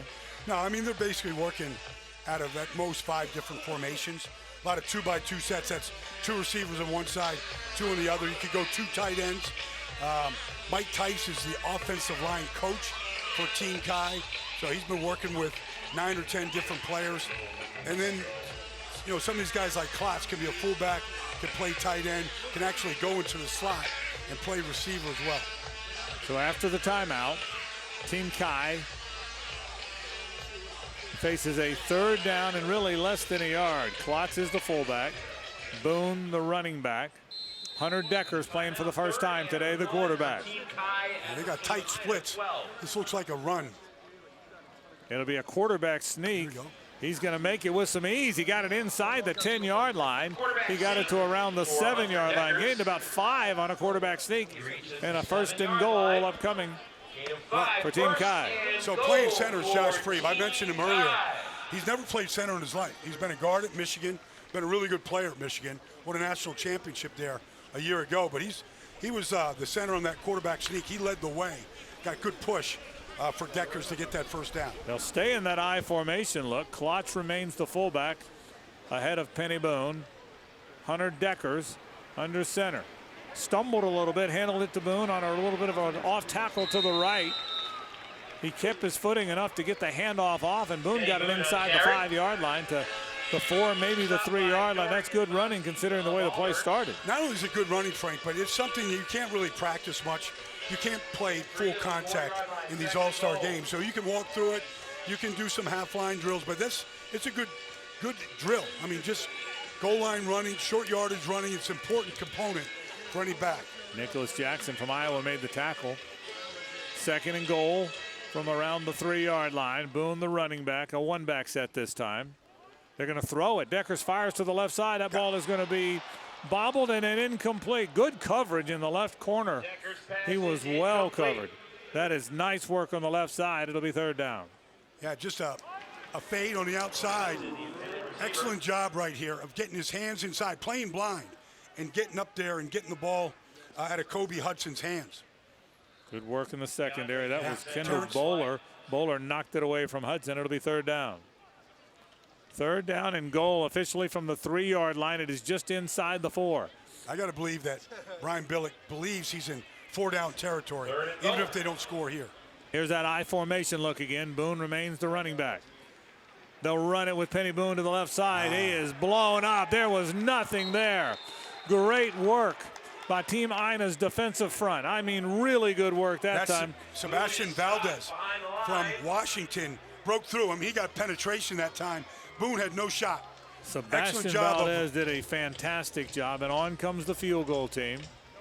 Yeah, I mean, you see Valdez just, he beat the block of the guard and just came right through his outside shoulder and flattened Boone on that play. Bumped that one to his resume reel on this year's Hula Bowl. Maddox Trujillo out of Temple is the field goal kicker. Maddox Trujillo will attempt a 25-yarder from the left hash. Trujillo 16 of 22 on the year for the Owls. Kicks it up. And the field goal is good. Maddox Trujillo knocks it through. Well, that was a good drive that time by Hunter Deckers. I mean, made a couple of runs, converted some 1st downs. He got a big shot down the field to Brennan Presley to get him in position. But I'm sure they feel disappointed. They got the ball all the way down to the 3-yard line. and they couldn't convert. They missed on a fade. They went backwards on a third down run, and they were forced to kick the field goal. The only scores of the game, 2 field goals here. That's all right. Kesich made 1, Trujillo made 1, and we're 3-3 with 3:59 to play in the first half. Pretty good job by the offensive line, though. Really, and look at the sun here, Baldy. The sun's come out today. Well, I mean, it is Florida. Yeah, You know, we've been waiting for that, right? It's a sunshine state. I live here. I'm kind of responsible for this bad weather we have had. Peyton Thorne remains the quarterback. He's under center in that 2 tight ends, and he fumbled the snap. Now he's going to just try to run it to the right. He's just going to throw that thing away. He bobbled the snap, nothing doing. It'll be second down. Well, in these All-Star games, it always starts with the snap. Every team likes to have 3 different centers, just because if there's an injury or anything like that might happen. But it always starts with the snap. And good job by Thorne not to panic and be able to throw that ball away, not lose any yards. There's the flag down. The side judge on the far sideline threw it. There's no foul for a legal player downfield because the quarterback legally grounded the ball. Second down. All right, so there's no penalty there, so it'll be second down and 10. Well, that is, once the quarterback gets outside the pocket, he can just throw it away, and that's what Thorne did. Shenderick Powell, now the running back out of Central Arkansas, stands to the left of Peyton Thorne. Second down and 10 here. That's Powell, picks his way. Tried to run over a tackle and could not do it. He had good running room. Good job by Hippolyte right there, Ruben Hippolyte from Maryland. Not a tall guy, but stout. He's from Fort Lauderdale, back in Florida here. All these Florida guys love to come back home and play in this state. Mike Loxley, the Maryland coach, loves to recruit Florida. He did it everywhere he's been. Did it at Illinois. Oh yeah, you got to have a pipeline to Florida. So third down here, third down and 6. Powell remains the running back. Shotgun for Peyton Thorne. They'll run it with Powell. Wow. Running room, 35-40, into the open field, keeps his feet, 35, 30, that is good running. Will he get there? Yes, he will. No, there is a flag down. That is a terrific run touchdown, but there is a flag. It came from the back judge, and it's going to be a hold down the field on the run. But that's not going to negate the speed During the run, and the breakaway speed. Holding, offense, number 75. 10-yard penalty from the spot of the foul, third down. Boy, a terrific run is called back. The biggest play of the game is what that would have been. Luke Kandra. And it comes back. There it is, right there. Kandra from Cincinnati, playing right guard. I mean, he had his man going and probably left those meat hooks in there a little too long. That'll cost them 10 yards. It's really going to cost them a whole lot more. Team Aina was about to take a touchdown lead. Well, we did see the breakaway speed, though, from Shenderick Powell on the play. So here we go. It'll be now third down and 2 from where they called the penalty. Right, spot foul. You spot foul, so you still got some positive yards here. Yep. So a third and 2. Mario Anderson now the running back. Shotgun for Peyton Thorne. Long snap count. Thorne bobbled it again. Now fires it out to the right side. Nice. And still a complete pass. He bobbled the snap, but he hung on to it and threw it out to the right side, and that is a completed pass to Kendall Bowler and a first down for Team Aina. The coverage was by Miles Purchase. He was all over him. A good job of using his body right there to shield by Xavier Henderson right there. So the big thing is it converts for the third down. Correction, it was Xavier Henderson out of Cincinnati, not Bowler. Xavier Henderson, the one-time Florida Gator, finished his career at Cincinnati. An offset eye here. Running play.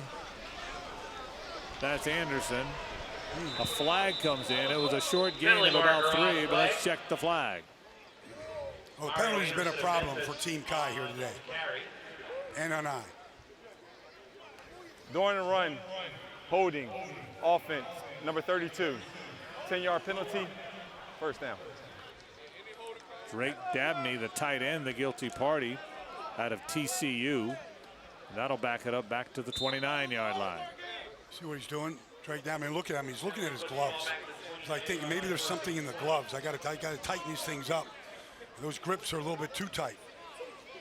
So it'll be 1st and 20 as we near 2 minute. The 2-minute warning. And we have reached the 2-minute warning. It's NFL rules, so it's 2-minute warning, not 2-minute timeout if you're wondering. 2 minutes to play. 3-3. 7 points called back a moment ago. Well, you know, I think this is a good opportunity, honestly, Frank, to work on a 2-minute drill. I saw in practice yesterday was a heavy 2-minute drill period for both teams, where you're just trying to get some yardage, get to the line, convert first down, stay on the field, and see if you can put something together in an up-tempo type atmosphere. All right, well, we'll see. The 2 minutes to play in the first half of a 3-3 game here at the Hula Bowl. Looking in there at Peyton Thorne. His play caller for Team Aina is Ron Turner. Ron Turner, one-time head coach at FIU. He was with the Chicago Bears as an offensive coordinator. Had a lot of different positions that he has coached. Yeah, a lot of years at Illinois, and did a very good job there. Very good job at Illinois. So at the 2-minute warning here, 1st down and 20 for Team Aina, and Peyton Thorne, the former Auburn quarterback, began his career at Michigan State, and now will finish it here in the Hula Bowl in hopes of playing at the next level. Shenderick Powell, the running back. He had the long one called back a moment ago. He's from Central Arkansas. 3-3 ball game between Team Aina and Team Kai. Shotgun formation for Peyton Thorne.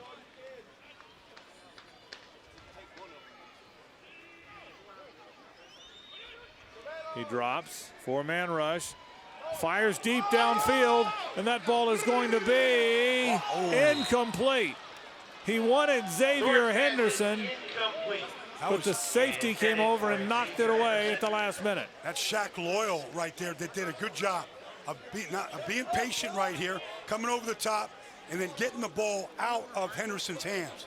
Excellent job and in range by Shaq Loyal out of Rutgers. Yeah, he did a really good job. I almost thought he caught it. He almost intercepted it. Well, he was in a position to take it, but I don't think he wanted to have that ball caught. Well, yeah, CBS Sports at 3 in the better morning. just to get the incompletion.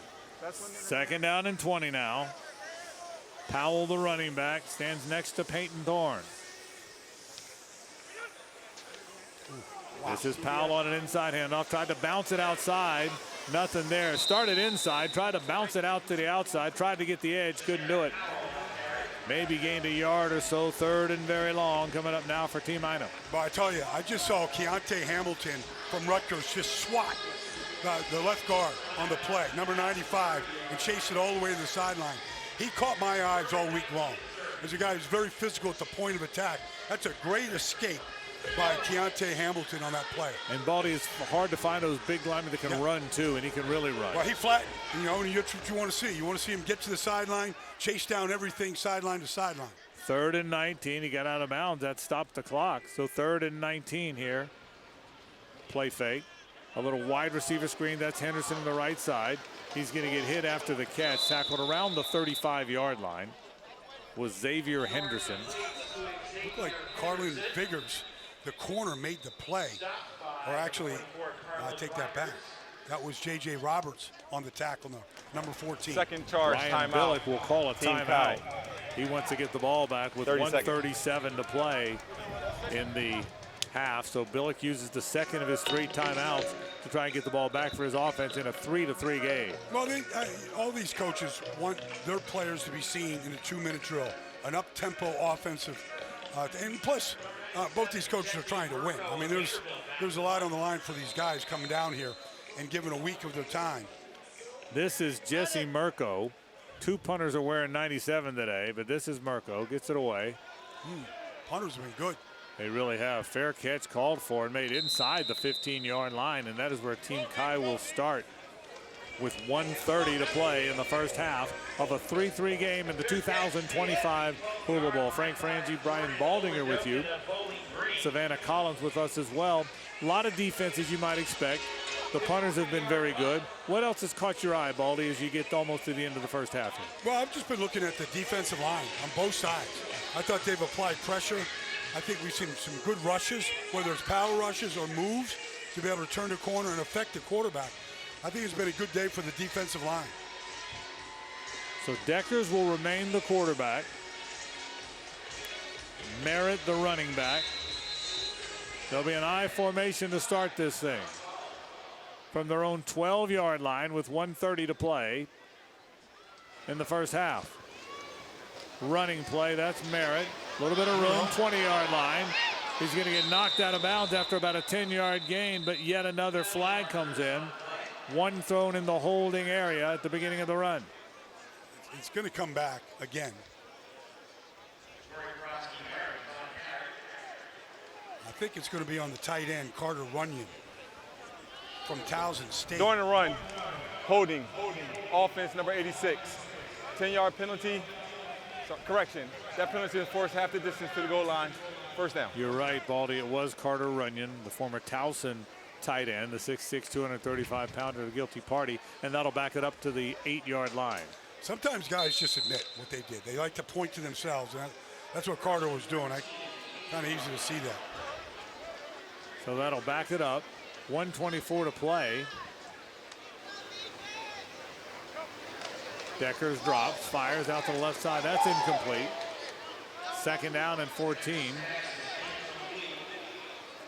He wanted Blankenship in the left flat.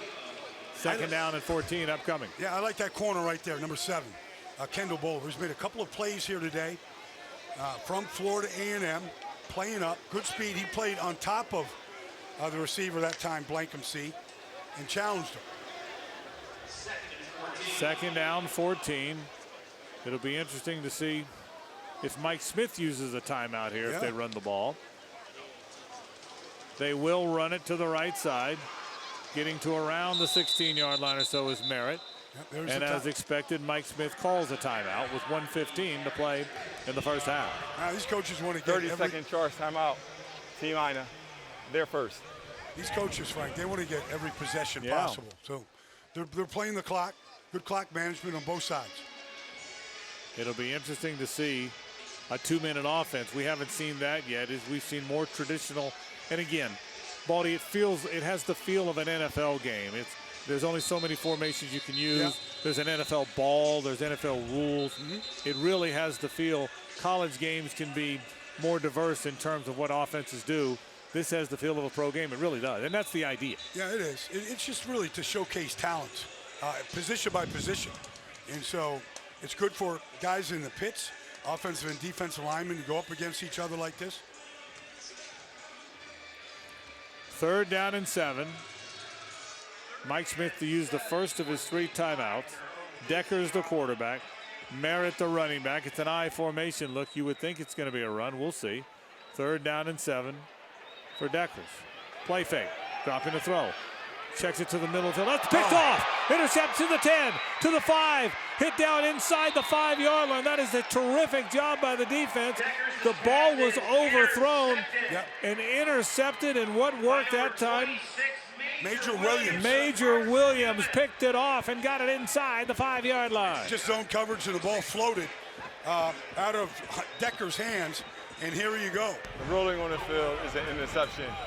First down. A little bootleg action, and he had some pressure in his face, overshot the tight end, and there is Major Williams with the biggest defensive play of the day. Yeah, biggest play of the game so far. So Team Aina in this tie game with 1:07 left in the half takes over at the 3-yard line. Thorne the quarterback. Mario Anderson the running back. A bit of an offset eye to start this thing. The give to Anderson, picks his way, lowers his shoulder toward the goal line. Touchdown! The first touchdown of the game comes from Mario Anderson from Memphis, and Aina has taken the lead as we go inside of a minute to play in the half. Well, all of the points scored by Team Aina right now are off turnovers. And that's the star right now, Major Williams. Everybody congratulating him. But Mario right there just really finished that play off. Mario Anderson on the run. Good job up front, good push. He's just a little pumped about it. As he should be. Woo. First touchdown of the day. And look at it, look, Mike Smith. I mean, now how much better can you get getting that shoulder pad tucked back underneath that shirt? The extra point up, and it is good. It's good. Graham Nicholson of Alabama knocked it through there. And it is 10-3. Team Aina. Well, we see, I mean, here it is, just good lead block right there, good second effort by Mario Anderson. And then the celebration, I thought it was a good block by the tight end, Drake Dabney, on the play as well. That's a good team celebration right there. So now with 59 seconds to play, remember, no kickoffs in this game. The offense, after a score, will start at its own 25-yard line. So Team Kai does start at its own 25. There are 59 seconds with which to play. Brian Billick has one timeout remaining if he chooses to attack here. Penny Boone, the running back. Deckers remains the quarterback. Instead, they'll run it with Boone. Tries to pick his way. Broke a tackle. Yeah. Well, that's good running by the former UCF Knight. He got it to the 37-yard line. That'll be about a 12-yard gain. Remember, these are not college rules. These are pro rules, so the clock does not stop after a timeout, after a first down. Got an injury timeout here. Official's timeout for an injured defensive player.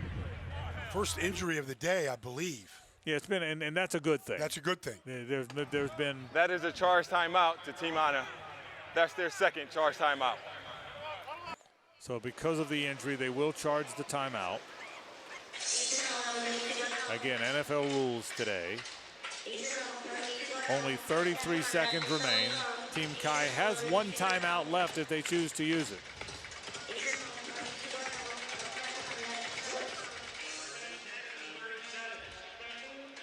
High formation. Boone remains the running back behind Hunter Deckers.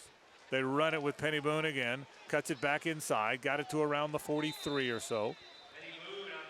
And now Brian Billick will use that final timeout with 25 seconds to play. Interesting. They ran it every play, but then used the timeout.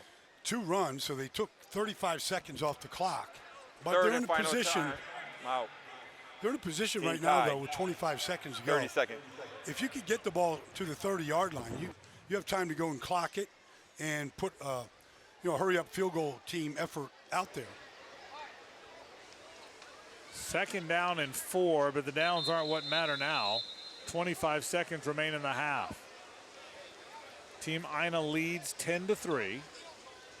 The big play of the game, an interception run back inside the 5-yard line to set up the only touchdown of the game here.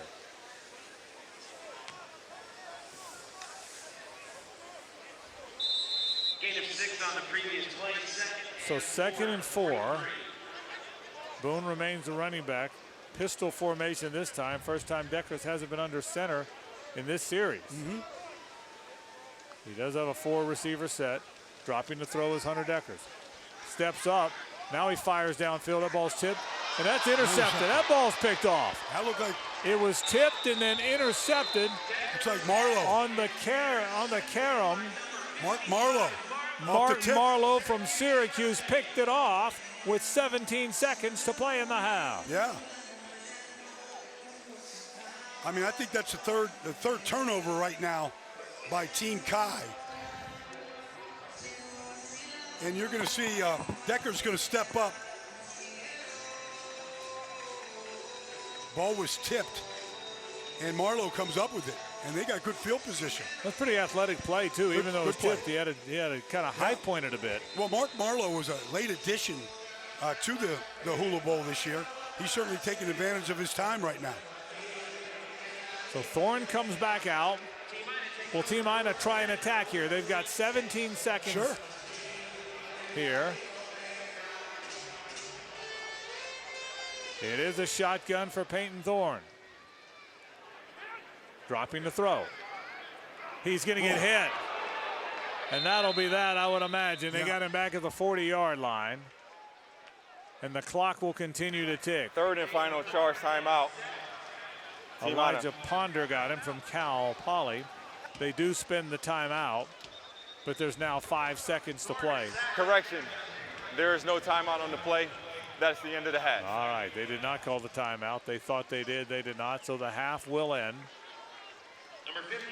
This Team Aina leads 10-3 here at the 2025 Hula Bowl. I will tell you, a lot of defense. You would expect a lot of defense in a game like this, but a lot of hard hitting. It's a physical group, isn't it? Yeah, I think so. I think so. The weather's really cooperated out here. Field's good, and I think inside the trenches, we've seen some good pass rushes that have led to some turnovers here. All right, Mike Smith's one of the coaches this game. Savannah's got him. You've been able to translate to offense. What have you liked from the group so far? Oh, you love turnovers. Anytime you get turnovers, you give the offense another possession. So that's been the big thing that we've done in the first half. You've seen a lot of different looks from the major playmakers, quarterbacks, some of your wide receivers too. When you look at this offense, what stands out? Well, I think we've shot ourselves in the foot in the first half quite a bit. And if we keep doing that, we're going to keep it close.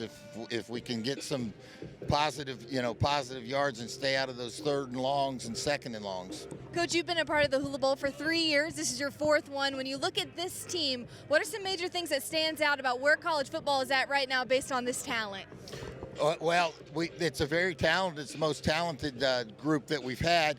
The thing that I think that stands out is there's only about 4 guys that have been at the same school. That was one of the first questions I had, and I said, raise your hand if you've been at the same school for 4 years, and there was only like 2 or 3. So it's changing, that NIL stuff in the college football. So it's a different world. Absolutely. Thank you, Coach. Appreciate it. We'll let you get to the locker room. Thank you. All right, Savannah, thank you very much. It is a changing world. There's no question about it. Team Aina, 10. Team Kai, 3. You are listening to the 2025 Hula Bowl. Glad you're watching today. Glad you're part of our audience. Frank Frangie, Brian Baldinger, Savannah Collins. More in a moment, so stay with us.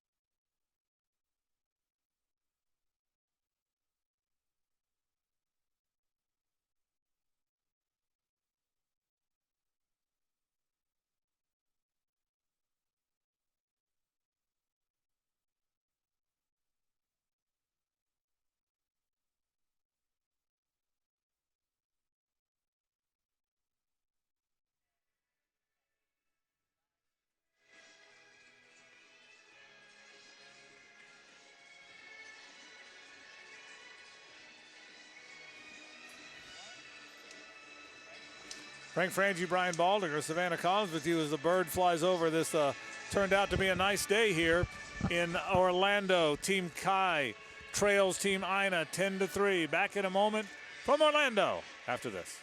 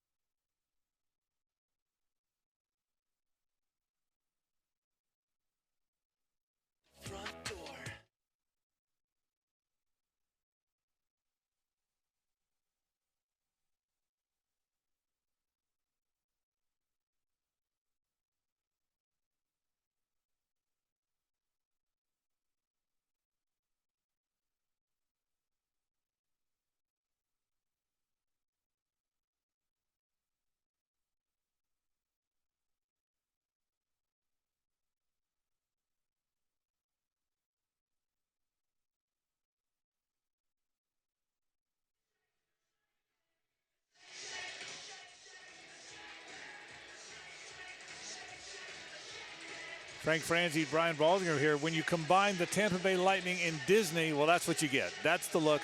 Baldy, you could pull that look off. You're one guy I think that could do that. That's a terrific look there. The Lightning and Disney all in one. Team Aina leads Team Kai 10-3 here at the Hula Bowl. Back after this. Stay with us.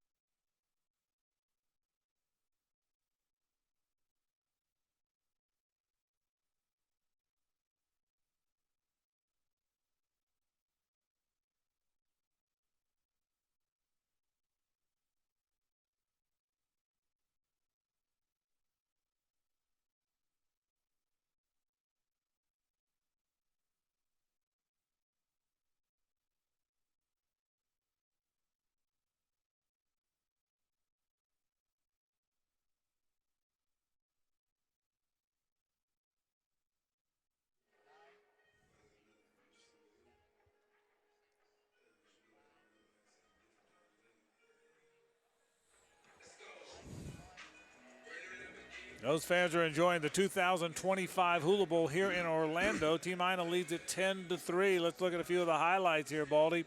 A half of defense, there's no question about it. This half was all about defense. Yep, I mean, the ball defended in the end zone right here. Team Kai trying to score right there, excellent job. Tackle for a loss on a big third down right there, excellent job. Penetration, missed field goal by Tyler Loop right here. Had a chance for points early in the first quarter. That was no good. And then you see Mario Anderson, like this one, or this is Shunderick Powell. Right. Shunderick Powell right here had this touchdown called back because of a hold on the tight end. We saw some key penalties also affect the thing. And then right here, this ball was intercepted by Major Williams, and that would set up a Mario Anderson touchdown run from about 3 yards out, the only touchdown of the first half. And so Team Aina up 10-3 at the half, Frank. Mario Williams really with the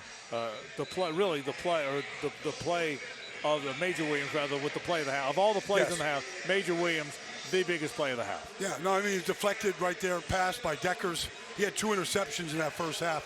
The big one was by Williams because of the run back after the interception. Yeah, statistically, it was a half a defense for Team Aina. Peyton Thorne was 3 out of 8 for 28 yards. Will Rogers, who started the game, 4 out of 6 for 25 yards.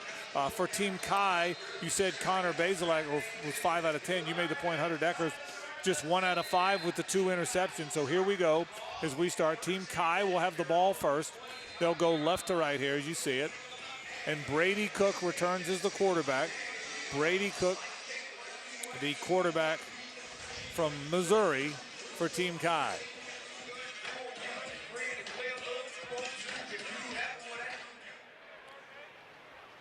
It'll be an I formation set. And they'll run it right out of the gate. That is Quentin Cooley from Liberty. Gain of about a yard to start the second half. Just stacked up inside. Good job on the interior of that defensive line of Team Aina. I see guys like Junior Tafuna down there, number 90. There he is. He led the entire Hula Bowl in the Haka dance, a Polynesian warrior dance. He's the one that taught it, did it before the game, did it during the week, but an excellent player, a 4-year starter over there at Utah. 2nd and 9. Brady Cook drops the throw. Wanted a screen to the left side. I don't think it was there, and he had to just ground it into the ground there. He wanted something, and great pressure once again from Team Aina. Well, they couldn't get the back out, and so on the play, Brady Cook saw that, and he did the best thing. That rusher, though, Danny Strigo from Missouri, I mean, he showed up this week now. One-on-one pass rushes. He's an excellent prospect. His Minnesota helmet just showed up yesterday. He was wearing an Arkansas helmet. It was confusing me in practice, but he's got his helmet on right now from the Golden Gophers. 3rd down and 9. Team Kai trying to get back in this thing. A pistol formation for Brady Cook. Dropping the throw. Looking. Wanted to go downfield. It wasn't there, so he's going to try and run it. Can he get the sideline? He cannot. He was run down from behind. He was trying to run and make the first down, was not able to do it. Excellent pursuit. Major Williams got him. Another big play from Major. Yeah. Major Williams out of Carson Newman has gotten a little bit of attention today for sure. Well, watch it. There he is. There's Major Williams just flattening Cook to the sideline and then getting him down, not letting him turn that corner for the first down. So you're seeing open field burst and speed from Major Williams. Brendan Hall will be the punter. We've seen a number of different punters today. Brendan is from Montana State. He will punt it away for Team Aina. Well, that's a low punt. It'll bounce and be fielded there again. No punt returns if you're joining us late. No punt or kickoff returns in this game. So Team Aina goes on offense. Good, probably good for him right there not to have that ball returned. That's a return ball right there. Brendan Hall, like his first punt was 57 yards. Yeah, it was. That one was low hang time, and it bounced. So Matthew Downing now the quarterback. He is from Elon. Micah Bernard, the running back. The first we'll see from Matthew Downing out of Elon. Threw for over 2,000 yards, 16 touchdowns, and only 1 pick. He's been very efficient as a college quarterback. He bobbled it a little bit. That was a handoff to Bernard. He kind of bobbled the exchange, put it away, and got it to the 22-yard line. Matt Jones made the tackle, the linebacker from Baylor. I don't know how familiar you are with Elon football, Frank, but their great player, great alumni was Rich George, who played for the Green Bay Packers. I only know that because he coached me at Duke when I was a tight end. Right. And Rich was very proud of his days at Elon. Won a Super Bowl. All I probably know about Elon is because I knew Rich when he was at Florida. Oh. So that's about all I know about Elon. You probably have covered it all. Short gain, 2nd down and 9. Shotgun here. Running play again. There's a little bit of running room. He picked his spot there. Did Micah Bernard. He got it to around the 29-yard line. That's good running. 3rd and short coming after about a 7-yard gain. Matt Jones, yet another tackle. Well, he's a Utah Ute, and he had 11 starts this year. Had a good year. He was a team captain for Utah. Good cut behind the left guard that time. Pressed the hole and then bounced it. You saw good lateral quickness right there to find that hole. 3rd down and about a yard here. 3rd and a yard. Matthew Downing, the quarterback, out of Elon. Offset eye. Bernard, the running back. This is Bernard. Boy, he lowered his shoulder. Second effort, got the first down. He was hit at the line of scrimmage, but second effort got him the first down out to the 33-yard line. Well, that's good running. It is. By the former Utah Ute. Well, you always got to keep a play alive. So he gets stuffed initially, but then watch the feet just keep moving. And he finds a little bit of daylight, and they just need about 6 inches to go find that first down. Tackle the play again by Keontae Hamilton from Rutgers. First down for Team Aina out to their own 33-yard line. Bernard remains the running back here. First appearance of the game for Matthew Downing, the quarterback from Elon. First throw of the day, gets it out on the left side. Hits his wide receiver in the left flat that time. That is Ollie Jennings. Yeah, from Virginia Tech. From Virginia Tech made the catch. He was a late addition to the Hula Bowl here. So evidently he's come in and learned enough to be able to catch that hitch on the outside. Lance Dixon from Toledo made the tackle, another active linebacker for Team Chi. The gain was 2 yards, 2nd down and 8 from the 35. A cool day here in Orlando, been around 60 degrees or so. We worried about rain in the early going, but there's been no rain at all. 2nd down and 8. Now a 2 tight end set. Downing to throw. Fires, got a man wide open in the right flat. That ball is caught. Tackled immediately in the right flat that time. Yeah, that's Kaleki Latu who caught the ball from Washington.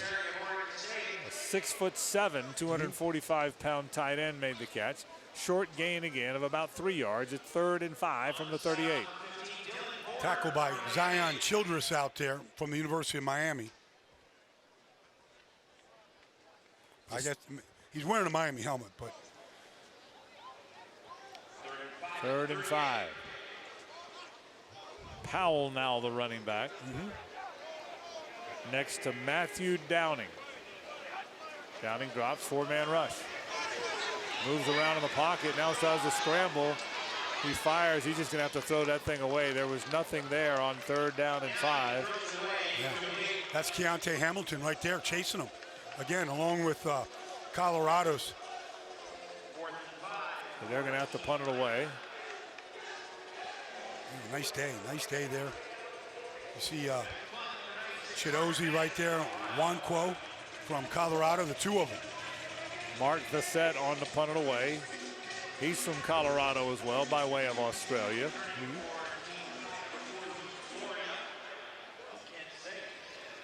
The set's punt. Wow, good punt. Yeah, it was. We've seen a few of those. Fair catch made for it at the 15-yard line. And that is where Team Chi will go on offense.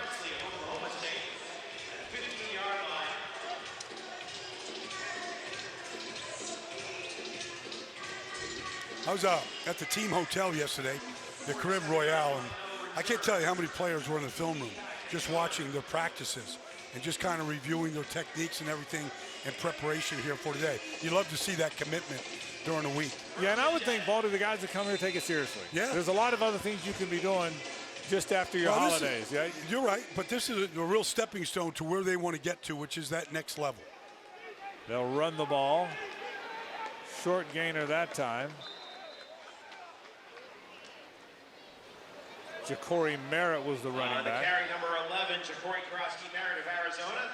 Stopped by Dorian Massey of Auburn. Ja'Cory Merritt had, play. He had a good year. That ran for almost 1,200 yards last year at Arizona. Mawosey made the tackle. Dorian Mawosey from Auburn. Second and No 10. gain on the play. It is 2nd down and 10. Merritt remains the running back. Brady Cook, the terrific Missouri quarterback, led them to a top 10 ranking for the first time in a long time. Throws it out to the left side.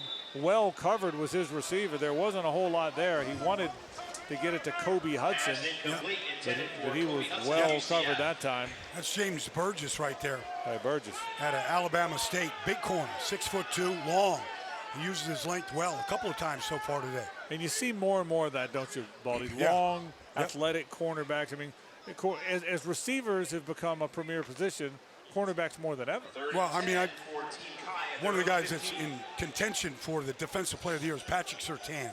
And he's that guy coming out of Alabama, what he's doing with the Broncos. 3rd and 10, the ball is snapped by Brady, or bobbled by Brady Cook. He had to just fall on it there on 3rd and long. He was lucky to fall on top of it. He got it around the 3-yard line. It'll be 4th down. Well, that's the new center, Josh Preet, and it's going to happen. He's never played center before, and it's a shotgun snap, and probably a little bit more worried about the pass rusher in front of him than getting the ball back to the quarterback. But that's kind of the price you pay for have never long snapped or short snapped and shotgun before. Alex Mastromano from Florida State will punt it away. Boy, he stands just near his end line. He was a terrific, terrific punter for that Florida State football team. And the fair catch is made around the 47-yard line. 8:09 to play in the 3rd. Team Aina leads Team Kai 10-3 in the 2025 Hula Bowl. Back after this.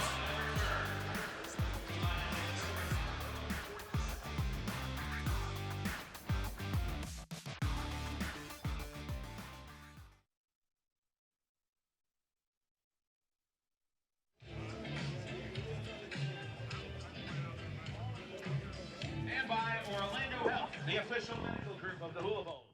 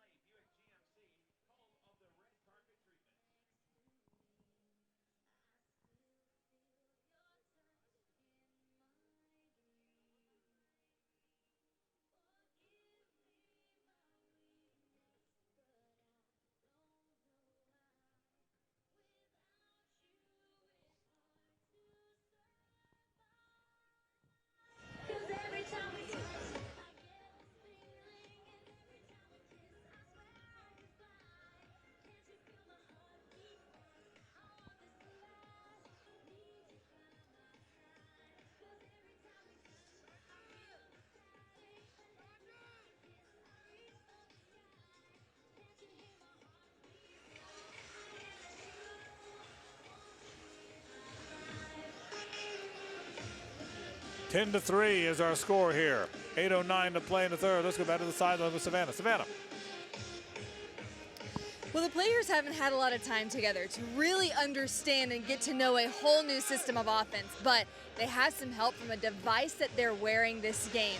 So if you pay attention, the quarterbacks actually aren't over looking to the sideline. They're looking at their wrist. So the communication goes from the head coach or the offensive coordinator, who gives the play to a staff member with a tablet on the sideline.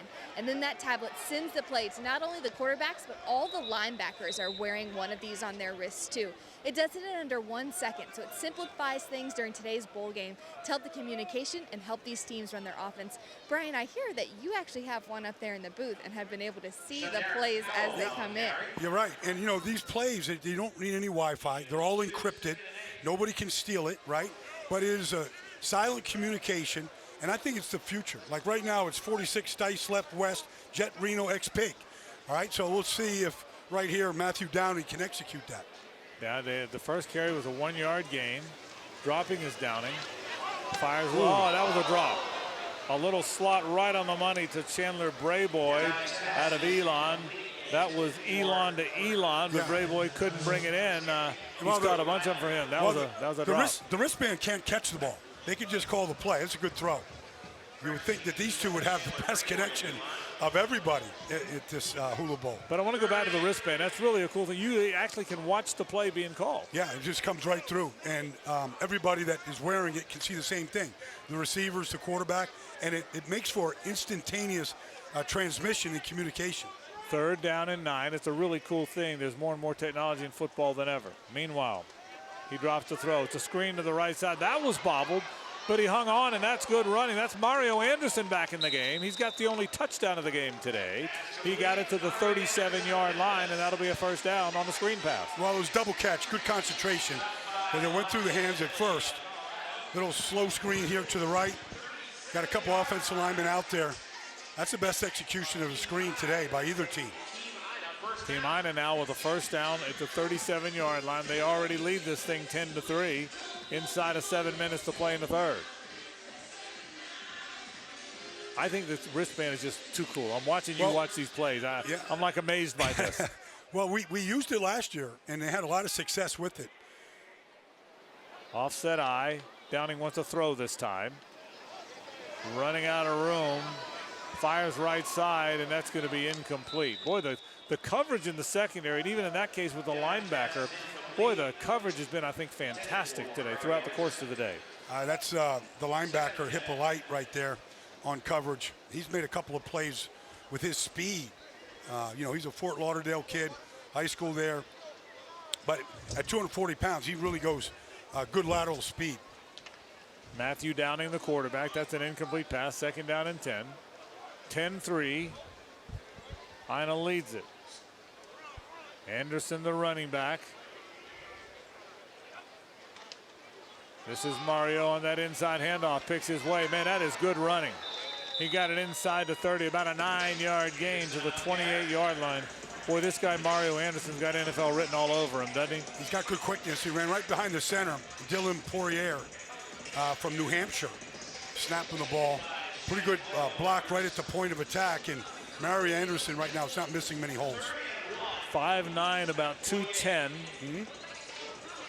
Runs low to the ground, picks his spot. That's a 9-yard gain. He remains in the game on 3rd down and a yard. I like when the quarterback's under center on short yardage situations. Often that means a sneak. Yep, there it is. Which is what you get. Did you see my wristband? Were you looking at that right there, Frank? Here's what I figured out. After hearing you call the play a minute ago, I would have no idea what it meant anyway. I don't think it says quarterback sneak. Yeah. So, but that's what it was, and Downing got it to the 26-yard line, and that'll be a first down. Pretty good drives here. It really is. They had good field position to start this thing. They started it near midfield, but Downing has been, he's kind of settled in a little bit this time. Well, he's reading his wristband to the whole team right there, the play on it, so it gets communicated in the huddle. Well, are we headed to that sometime? Yeah, in the world of pro football and beyond? Instead of all the signals you see in college. First down from the 26. High snap, but he handles it. That's a good job of handling it. Bernard back in the game, and he runs it to the 22. Yeah, I thought it took college too long to get to the headset. Well, college football finally went to the headsets where you can talk to your quarterback, but it took longer to get to that than I thought it would. Yeah, but the other thing is you can't steal the signs. There's no signs. And so now everybody would be looking at, certain signals that would be sent in. And other teams were studying those signals, and they were getting the play. 2nd down, 6 from the 22-yard line, an offset eye, 4-yard gain by Bernard, a play ago. Bobbling the snap again was Downing, and that blew up the play. They gave it to Bernard, but the timing was off, and he's going to lose a yard or two back to the 24-yard line. That's B.J. Green from Colorado. And I talked to his position coach at Colorado, Warren Sapp, this week, and he says this guy is a great flat-footed rusher. He can flat-out play.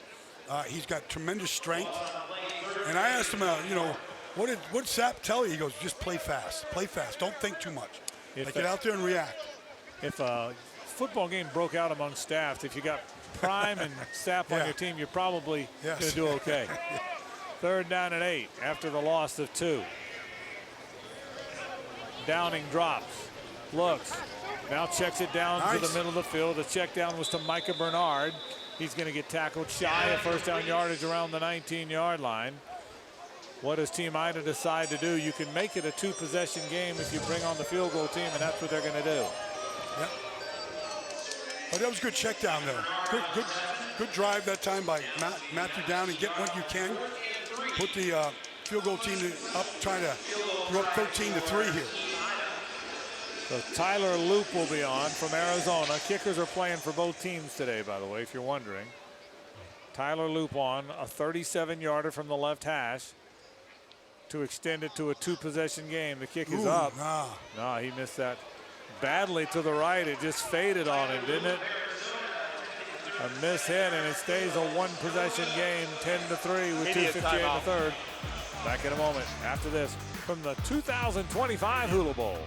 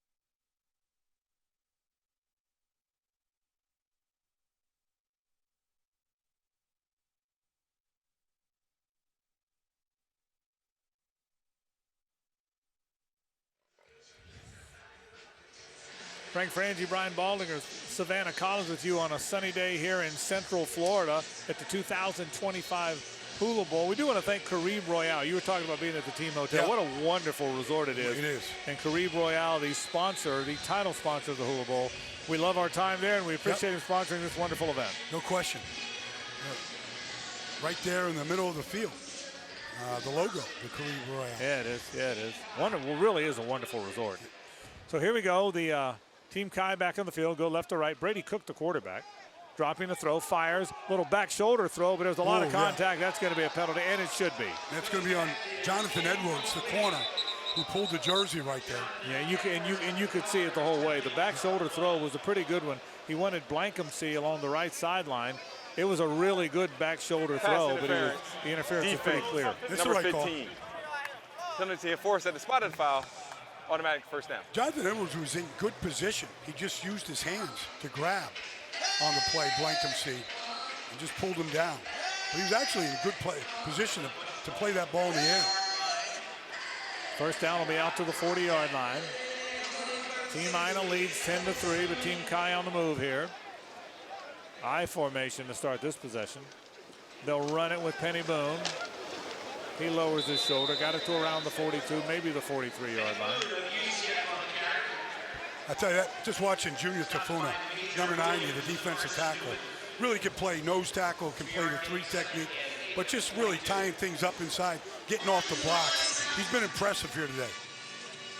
I can see why he was a 4-year starter for the Utes. Second down 8. Served his 2-year Mormon mission for the Church of the Latter-day Saints. Dropping his Cook. Fires. Boy, oh boy. If that was on the money, it was going to be a pick six. Yeah. Aiden White. Don White, let me say it correctly, from NC State, broke on that thing. He sure did. I mean, he was all over. He just, everything but the ball. Wow. And Cook is glad he didn't put that one on the money. Right. Threw it behind him. Aiden White he was on that Thorpe watch list, one of the high-regarded cornerbacks in America. Well, he's got that wolf pack on the side of his helmet there, or NC State. 3rd down and 8 from the 42. In this pistol, dropping his Cook, looking, fired. The ball's going to be caught underneath. Can he make a man miss? Made one, not two. That is Luke Floria. And he'll be tackled around the 47-yard line. It'll be 4th down, and on comes the punt team, I would imagine, but hold on. Not necessarily. Now someone is going to go, well, it is the punt team. They want to risk giving great field Jesse position. Murko on to punt it away. He's from Vanderbilt. One thing I've seen, from this defense here, Team Aina, is just team speed. I mean, that was Mark Marlowe, who just flew out there to the flat and made the back to stop his feet. And then everybody got there. The pursuit got there. Murko on to punt it away. Boy, another good punt. Wow. Fair catch called for and made around the 10-yard line for Team Aina. And that is where they will take over. 1:20 to play in the 3rd. Team Aina 10, Team Kai 3. Media timeout. This is the 2025 Hula Bowl from Orlando. Back after this.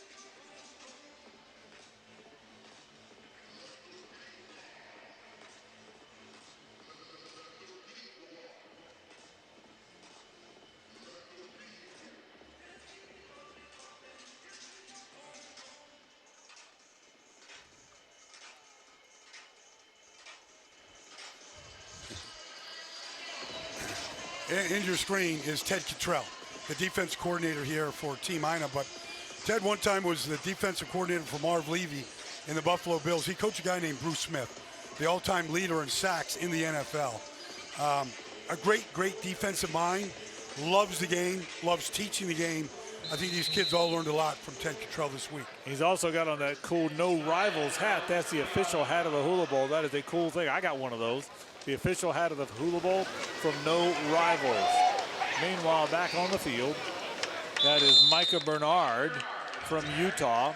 Got the handoff from Downing. He got 9 yards out of it. He got it to the 29-yard line. Major Burns on the tackle. That was great quickness that time by Bernard. Just to be able to press the hole going to his right and seeing the cutback lane to his left and getting there. Second down and a yard. All right, 2nd down and a yard here, offset eye. Powell now the running back. He had the big one called back earlier in the game. They run it with Powell, tries to pick his way. Flags everywhere. He lost about 3 yards on the play, and there's more laundry on the field than there is in your laundry room, Baldy. Holding, offense, number 74, 10-yard penalty, 2nd down. That'll cost them 10 yards on what would have been a loss of yardage anyway. Yep. I don't know. He might have declined that penalty and gone to third down, to be honest with you. D'Artagnan Tinsley was the guilty party. So now it's 2nd down and 11. And Tinsley, the left guard on this play out of Cincinnati. 2nd and 11 from just inside the 20-yard line. They got to get it to the 30. Downing drops, 4-man rush. Fires middle of the field. That's going to be caught by his big tight end around the 30-yard line. Be very close to first down yardage. And that will be a first down, and that will be the end of the 3rd quarter. We've played 3 quarters in Orlando. Team Aina leads it 10-3. Back with quarter number 4. After this, stay with us.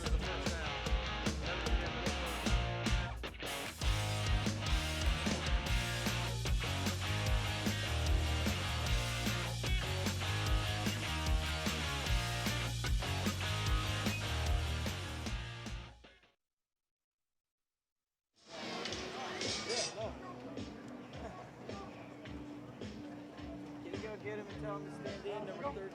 Yeah, I got it.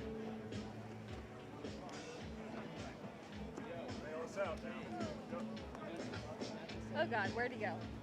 I got my utility working on it. I literally looked at him, I was like, and he's gone. All right, Hula Bowl fans, please join us in singing Amazing.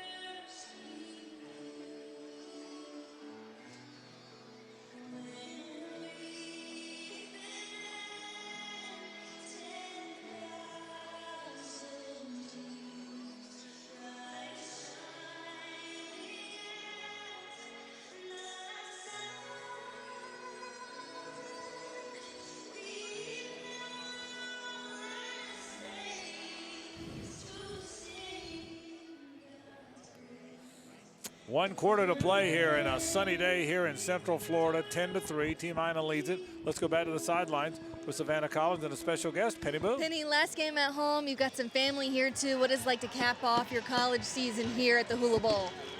Just a great experience all around. I'm happy to get the invite. Being at UCF too is like home, second home for me too as well. So, it's pretty sick to be here. You've been involved in the offense. You've got some touches. You've got to showcase your skills this week. What do you hope has really shown through in your performances? Didn't really have a good season, my last year at UCF, but, despite that, my end goal is the league, so I knew I wanted to come out here and display my talent for the scouts. Yeah, your name has been going across some NFL wires this week as someone who's had some conversations. What has that been like just to be in the conversation stage of like, it's right there on the horizon? I really don't understand it, but, it's a great experience, and I'm happy that, I'm getting a good end of it and, ready to push forward. Yeah, no better place for it to happen than here. Thanks, Penny. Appreciate it. Most definitely appreciate it. Thank you. All right, Savannah, thank you. An incomplete pass while we were away by Downing. It'll be 2nd down now. 2nd down for Team Aina, leading 10-3. 2nd down, 10 from their own 31-yard line as we start the 4th quarter. That Penny Boone came from Toledo, where he had an awesome year in 2023. Injured, banged up this year, so he wants to show he's healthy, he can compete, he can work out, he can go through practice, he can have a good day out here at the Hula Bowl. They run it inside. This is Powell again. Kind of moved the pile a bit, got it to around the 34, gain of about 3 or so. 3rd and 7 upcoming for Team Aina. Ricky Barber on the tackle. Yeah. Another UCF player. Yeah, playing here at defensive home. tackle. Yep. 4-year starter and a captain. 3rd down. 7 yards to go. Matthew Downing has played the last 3 series, the former Elon quarterback. See if they can protect against a pretty good pass rush unit. Xavier Carson, the left end, he's got 2 sacks out here today. A little bit of a tight formation there. Downing drops, looks, tries to scramble out of there. Can't do so. They're going to sack him. Yep. All the way back. Barber. It's Barber. Barber got him again. We just talked about him. Another sack. Terrific work by Ricky Barber. Yeah, he got a good spin move. Good late spin that time on the left guard. That really got him free. That's what you want to see. You want to see a plan from the pass rushers. So he worked the outside shoulder, and once the guard started committing to him, and then he spun inside. Excellent play by Ricky Barber. Brendan Hall to punt it away. Stands inside the 10 here.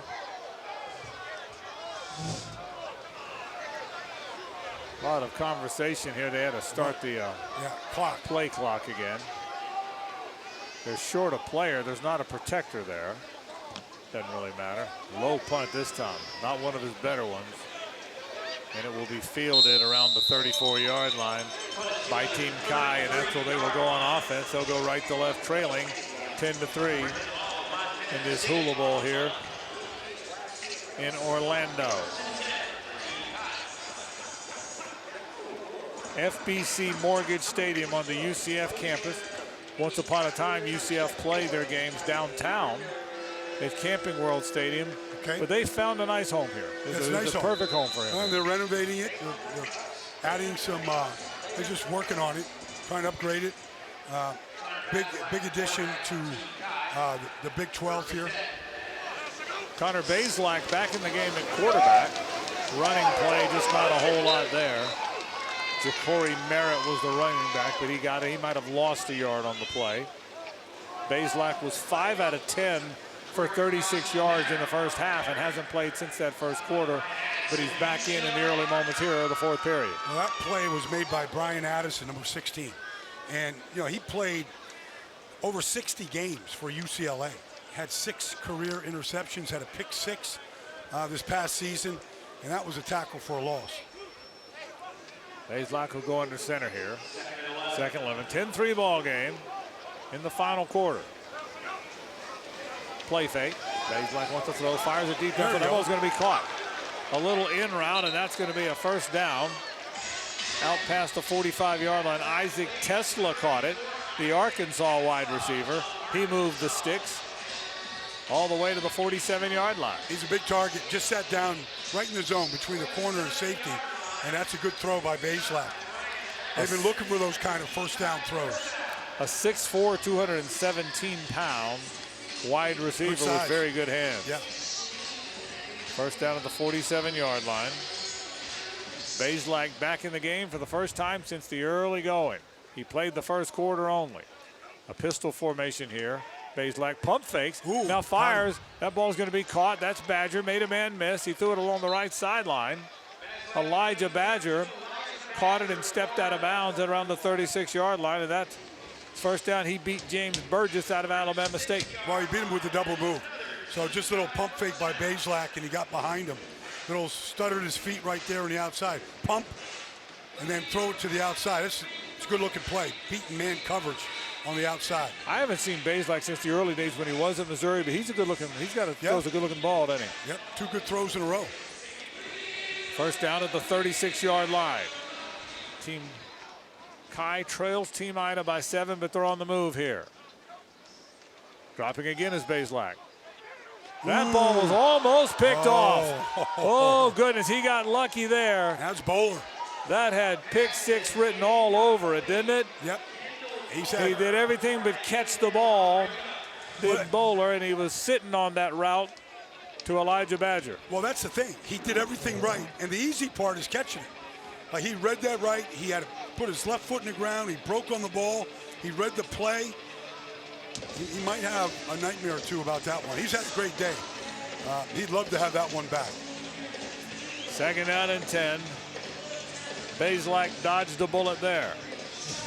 He wanted the little hits to Elijah Badger.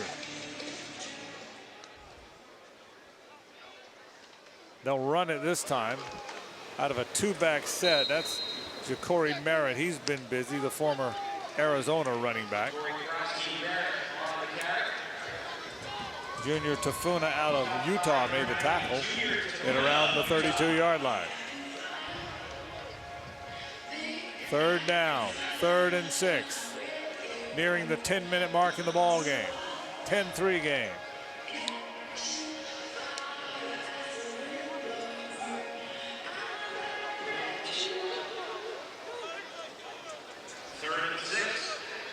He'll go into center this time. A toss to the right. And they blow it up. They tossed it to the right to Ja'Cory Merritt. Yeah, James Burgess read it perfectly. They had a tackle out front.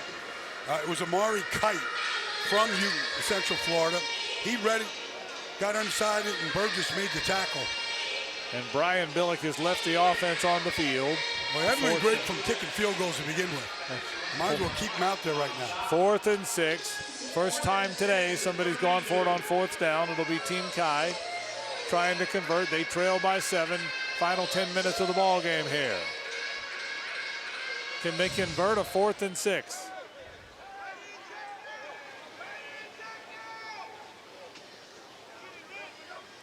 Dropping. Throws it out of the backfield. Caught by Merritt, but he is wrestled to the ground immediately after the catch.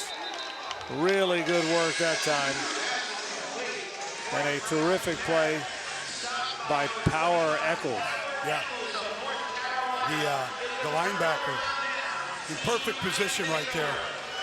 Rolling on the field, running way short of the line to gain. Immediate timeout. We'll take a break. 9:15 to play in the ball game. Team Aina 10. Team Kai 3. Back after this.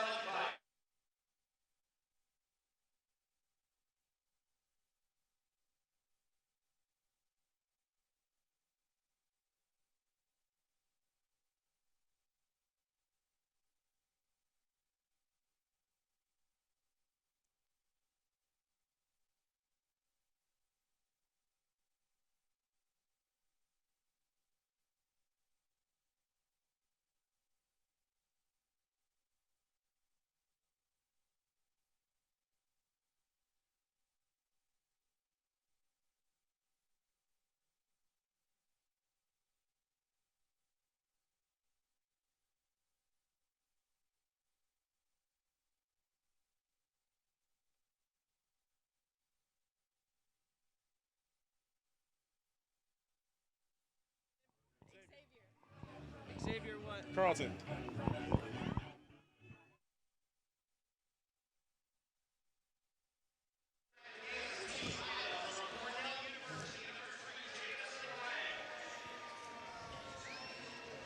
All right, 10-3 ball game. Back to the sideline. Savannah's got Xavier Carlton. Savannah?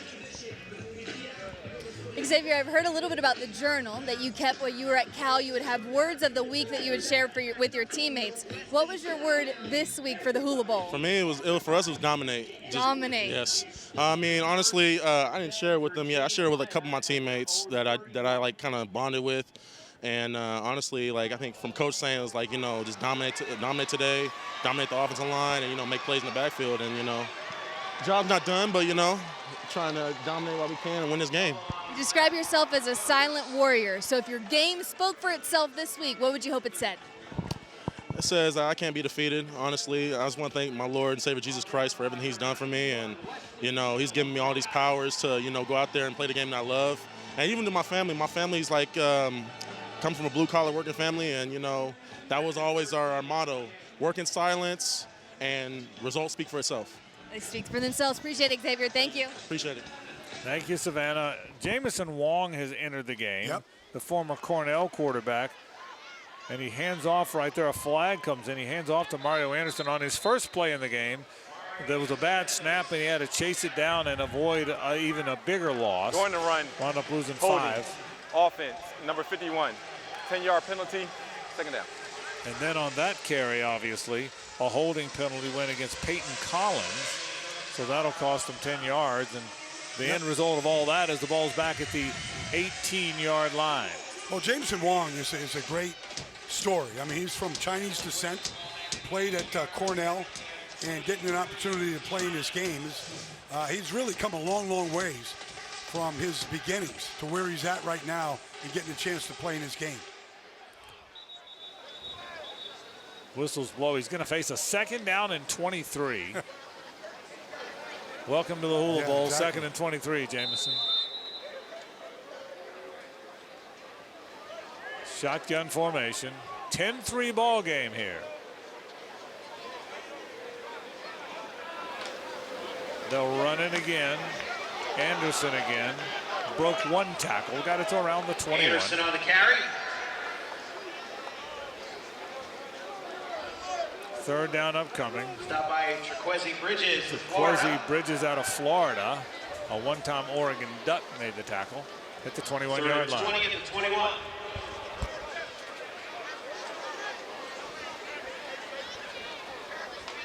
Now 3rd and 20.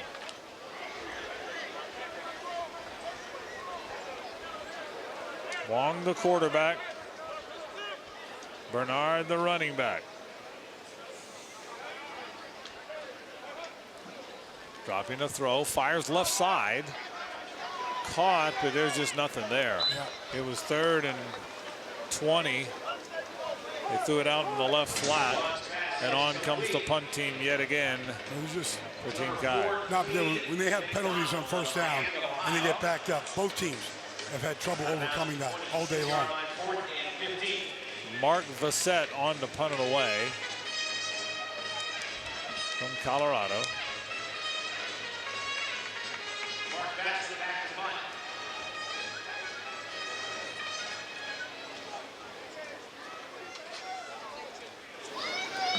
Gets it away. The fair catch will be called around the 24-yard line. And that is where Team Aina will start. Let's see if Aina can get something going. Media timeout.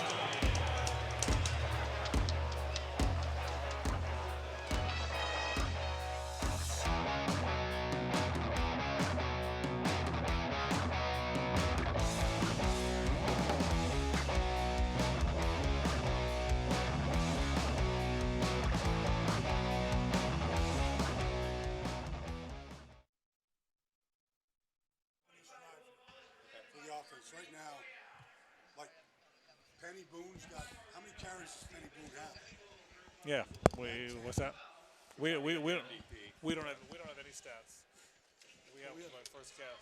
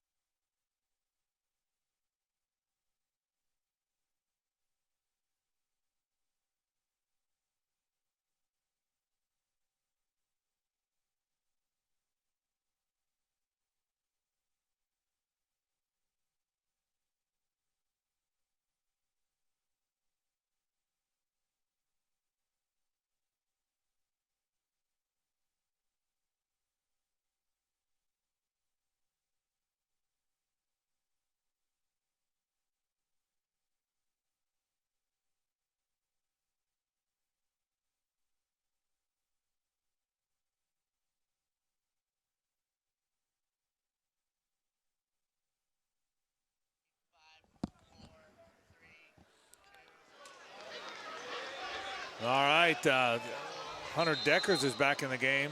He dumps it off to Quentin Cooley.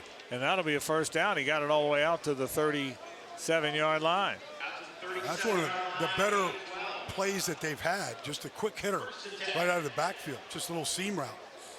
Might want to read that wristband and go right back to that play again. See if he can double it up. Team Chi trailing, trying to get back in it. They trail 10-3 here. Dropping again is Deckers. The left-hander steps up, fires downfield. Oh, he missed him. He had a man there on a corner route to the far sideline. Yep. Luke Florio was there, and Deckers just missed him. Yeah, and that's Major Williams there in the coverage, the star of this game so far defensively. Big interception, setting up the only touchdown of the game. But yeah, he had Florio open that time. He just sailed it. Second down, 10. 10-3 ball game. Deckers again. It'll be a Quentin Cooley, the running back. Dropping his Deckers. Stepping up. He can run it. He slides down.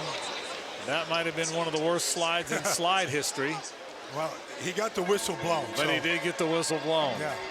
At the 41-yard line. Short gain, third down, and about 6 upcoming.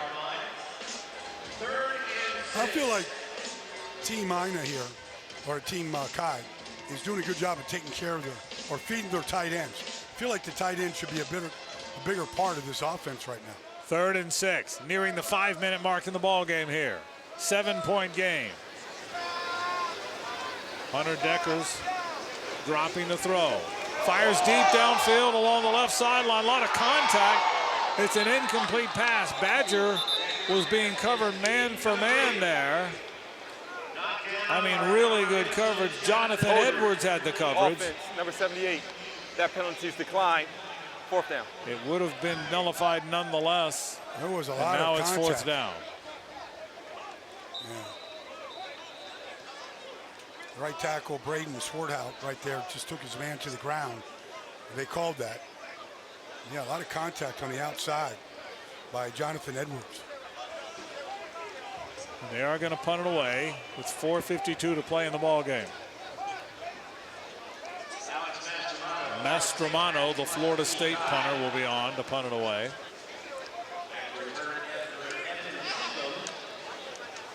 He stands inside the 30 there.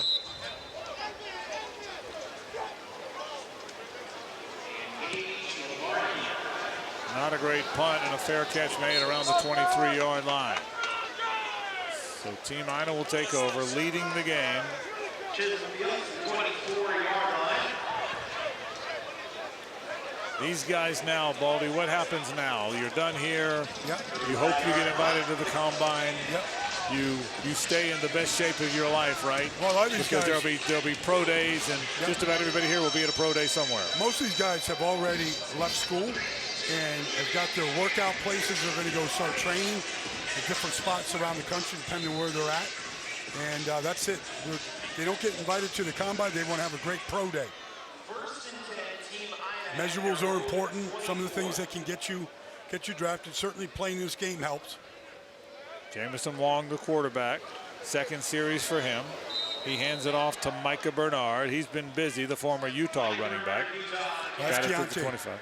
That's Keontae Hamilton again at the bottom of that pile. And he's had himself a great week. Just being able to stack and shed, getting off blocks. Pass rush, he's really shown a great deal. Closing in on 4 minutes to play in the game. Yeah, they would love to get themselves a first down here. Jamison Wong at quarterback. They'd love to get themselves a first down, run some of this clock. 4-minute offense you hear talked about so often. That's the situation now for Team Aina. And they run it again. Oh, good stutter step. Correction. He kept the ball. I thought he handed it off. Wong kept it on a zone read there, didn't he? And he got it to the 27-yard line. I think he should have handed it off. That's Chidozie Nwanko right there from Colorado. He's had a good day. He is a fire hydrant inside. hard to move. I'm not sure if that was a zone read or a missed handoff. If he handed it off, they would have had a good game. They're taking as much time off the clock as they can. Yeah, they are. Before this ball gets snapped. 5 on the play clock now as they break the huddle. They're going to have to hurry to get it off. They might have to call a timeout. Oh, they've reset the play clock, so they're okay here. All right. 3rd down, 7. Jamison Wong was the quarterback at Cornell. Threw 24 touchdown passes this year. Again, a handoff, a little bit of a draw play here. Carrying the pile is the running back Bernard. He might have the first down. He's going to be very close. Very close. He carried about 3 or 4 defenders with him. Brian Billick, I think, is going to call a timeout. They're short. He's going to be about a yard short. Yeah, he is short, and Billick uses a timeout with 2:43 to play in the game, and his team trailing by a touchdown. Runner short of the line of game. 30-second charge timeout. Team Kai. They're first. So Team Kai does call the timeout. It'll be interesting to see what quarterback Brian Billick calls on, assuming there's a punt here, to try and bring this thing back. He's got Brady Cook. He's got Connor Bazelak over there. He's been playing Hunter Deckers. Well, you want to play your best guy at this point. You want to go down there and score a touchdown. Yeah, I commend both these coaches. You want to play everybody, but I think they've done that to this point. Everybody's played. Everybody's got plenty of film. Brian wants to put the guy that had the best week out there right now. 4th down and a yard. You would imagine Mike Smith will punt this away, leading by 7 with 2:43 to play in the game. Brian Billick, 9 years as the head coach of the Baltimore Ravens. Won the Super Bowl, the 2001 Super Bowl, in convincing fashion, 34-7 over the Giants. Well, when he was in Minnesota with Denny Green, he had the highest scoring offense of all time in 1998. They're going to go for it here. 4th down, they're going to go for it. Or are they going to try and draw him off? 4th and a yard. They do run a quarterback sneak. It is going to be really close. Matthew Downing ran it. Let's see the mark. He needed the 34-yard line. It is going to be really close.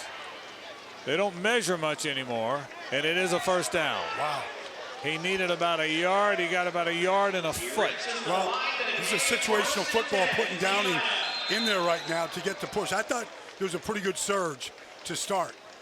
That's a huge play as the clock begins to tick here. Downing is a 206-pounder, but he's a good runner. The Elon quarterback, and he got that quarterback sneak. And they'll just probably run this all the way down to the 2-minute warning, I would imagine. A new set of downs, and we have reached the 2-minute warning. 2 minutes to play. Team Aina 10, Team Kai 3. Back with the final 2 minutes of the Hula Bowl right after this.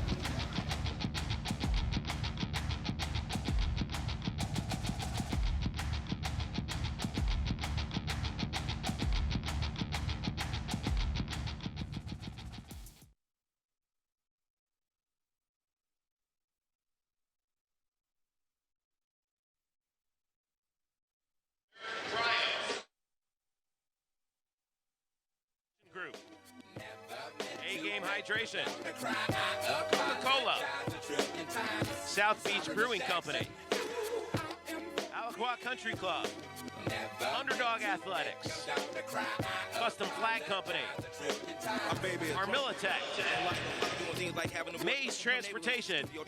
And Custom Comics. Fans and teams, don't forget to join us after the game for the team prayer, followed by the MVP.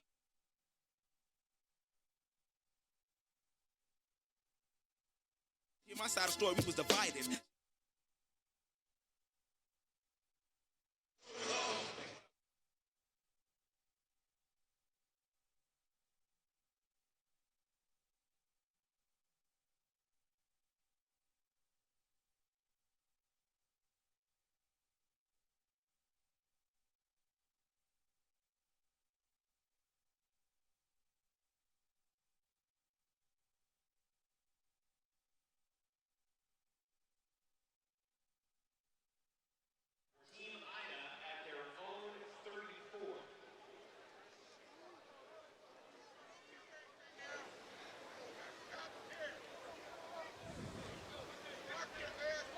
All right, Matthew Downing stays in the game after the quarterback sneak earned the first down for Team Aina.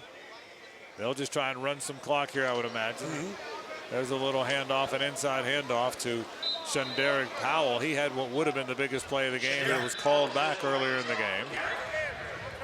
Brian Billick will use a timeout here.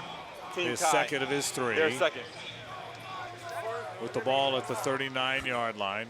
The gain was 5 on first down. Well, Brian wants to save as much time as possible for his offense if they can get a stop here. So he's got one more chance to burn a timeout and stop the clock. Yeah, he can only stop it one more time. So even if Team Aina doesn't get a first down, they can run it well under a minute. That's Ron Turner talking right there to the quarterback.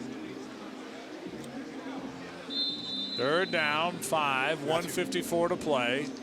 1 timeout remaining for Team Kai.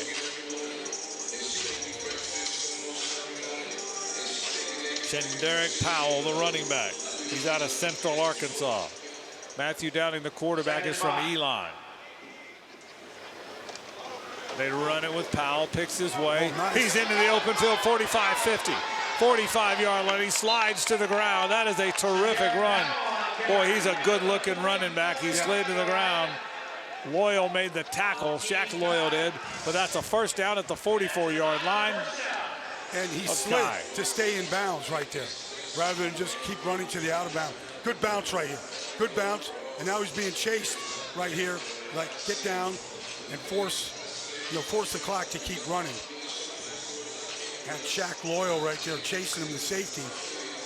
Right, and I will tell you, Brian Billick has a timeout left, but there's really no point in using it. No, because they've got the first down.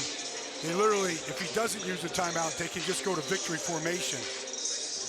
Well, that's what, I guess, Matthew Downing. 30-second charge. Mike timeout. Smith's going to call a Team timeout Aina. just to talk about that. They're first. But the reality is you can take a knee twice and the Yes, game's over. And that's I would right. imagine that is what you will see. Team Aina will defeat Team Kai in this Hula Bowl, the 2025 Hula Bowl here in Orlando at FBC Mortgage Stadium on the UCF campus. Well, Brian Billick's wife's sister is married to Mike Smith. Mike Smith was a defensive line coach for Brian when he was the head coach in Baltimore. That's how they got to know each other. So Mike's got the bragging rights. He's the got the family bragging rights. rights Yes. is what's happening here. I get it. I get it. Not a true victory formation here. First and 10 for Team Aina. First down, 1:03 to play. Yep. Downing takes a knee. Yep. He'll have to do it one more time. And Team Aina will claim victory here in Orlando. Been a fun game, been a physical game.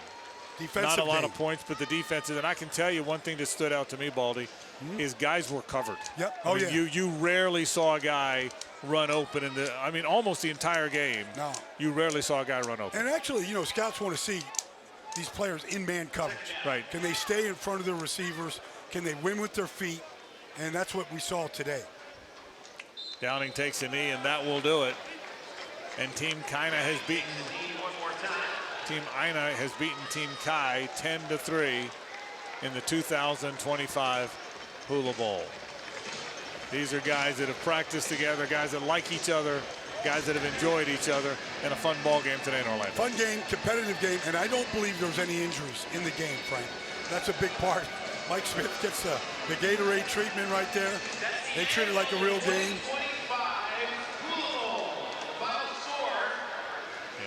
But that's, that's the biggest win of all, Baldy, is there were no injuries and there was no chippiness. No. It was a game played the way a game should be played. Yeah, I mean, it's an all-star game where players are honestly trying to get them some attention,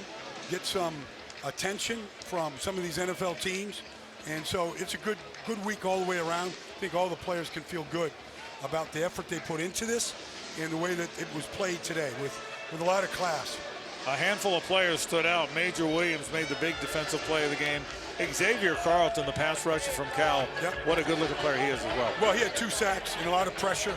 He's a big defensive end. You see him in your screen right here with the Cal helmet. But 6'5" and 275 pounds, he showed power, and he showed a variety of pass rush moves. I mean, some of those things are going to catch people's attention. And I would think we will see the guys we talked about at the top, Will Rogers and Brady Cook, Peyton Thorne. I think all will get a chance to get to an NFL camp. We'll see how they throw it, how they spin it in their pro days, but they'll be fun to watch as well. Well, there's a player that played in this game last year named Omar Spates. He starts for the Los Angeles Rams now.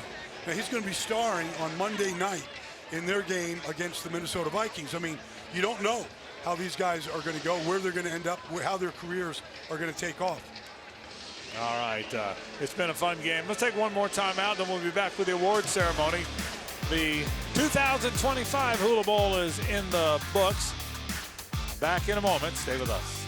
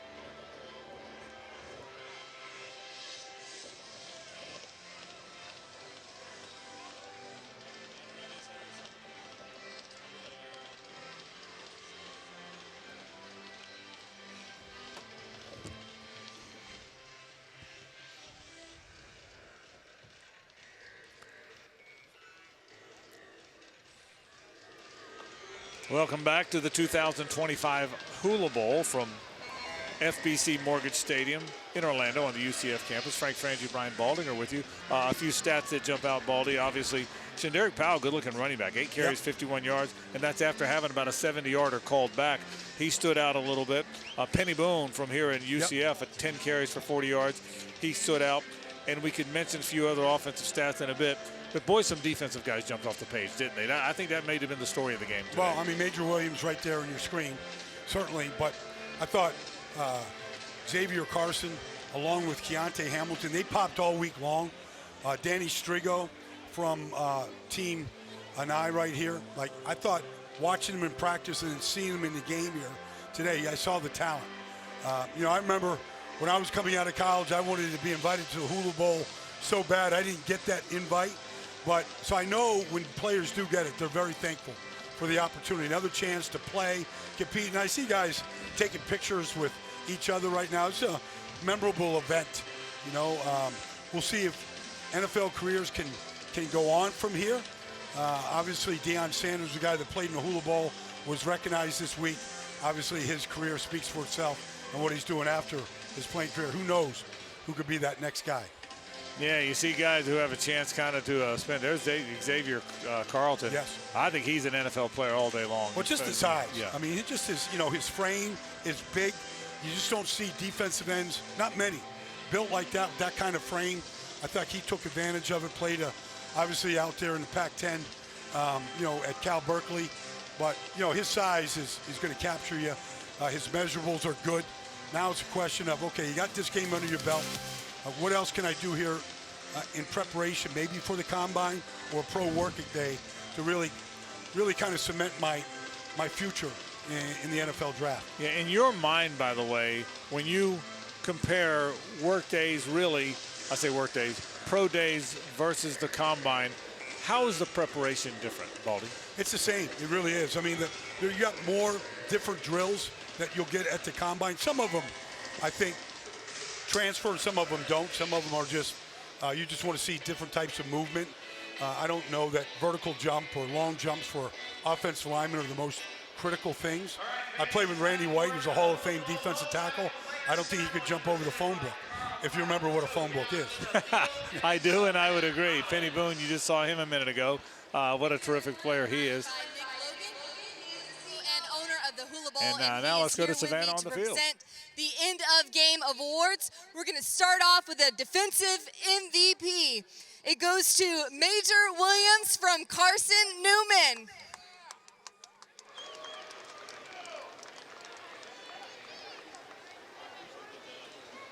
Major, to be in this group of elite athletes and be named the defensive MVP, what does that mean to you? It means a lot. All the work that I put in this off season and throughout my career is paying off. I just want to thank everybody who came out today and all the coaches, the staff, and the facility who put the Hula Bowl together, and all glory to God. When you come away from this week, all of the learning from new coaches, different players, different staffs, what's your highlight? What will you remember? I'll just remember my first day on Thursday. I got here late, and the coach and all the players, they just welcomed me in, and it was warm. Seeing a lot of my old teammates, former teammates, some people I ran into during my path, and it was just great. It's a blessing to be here.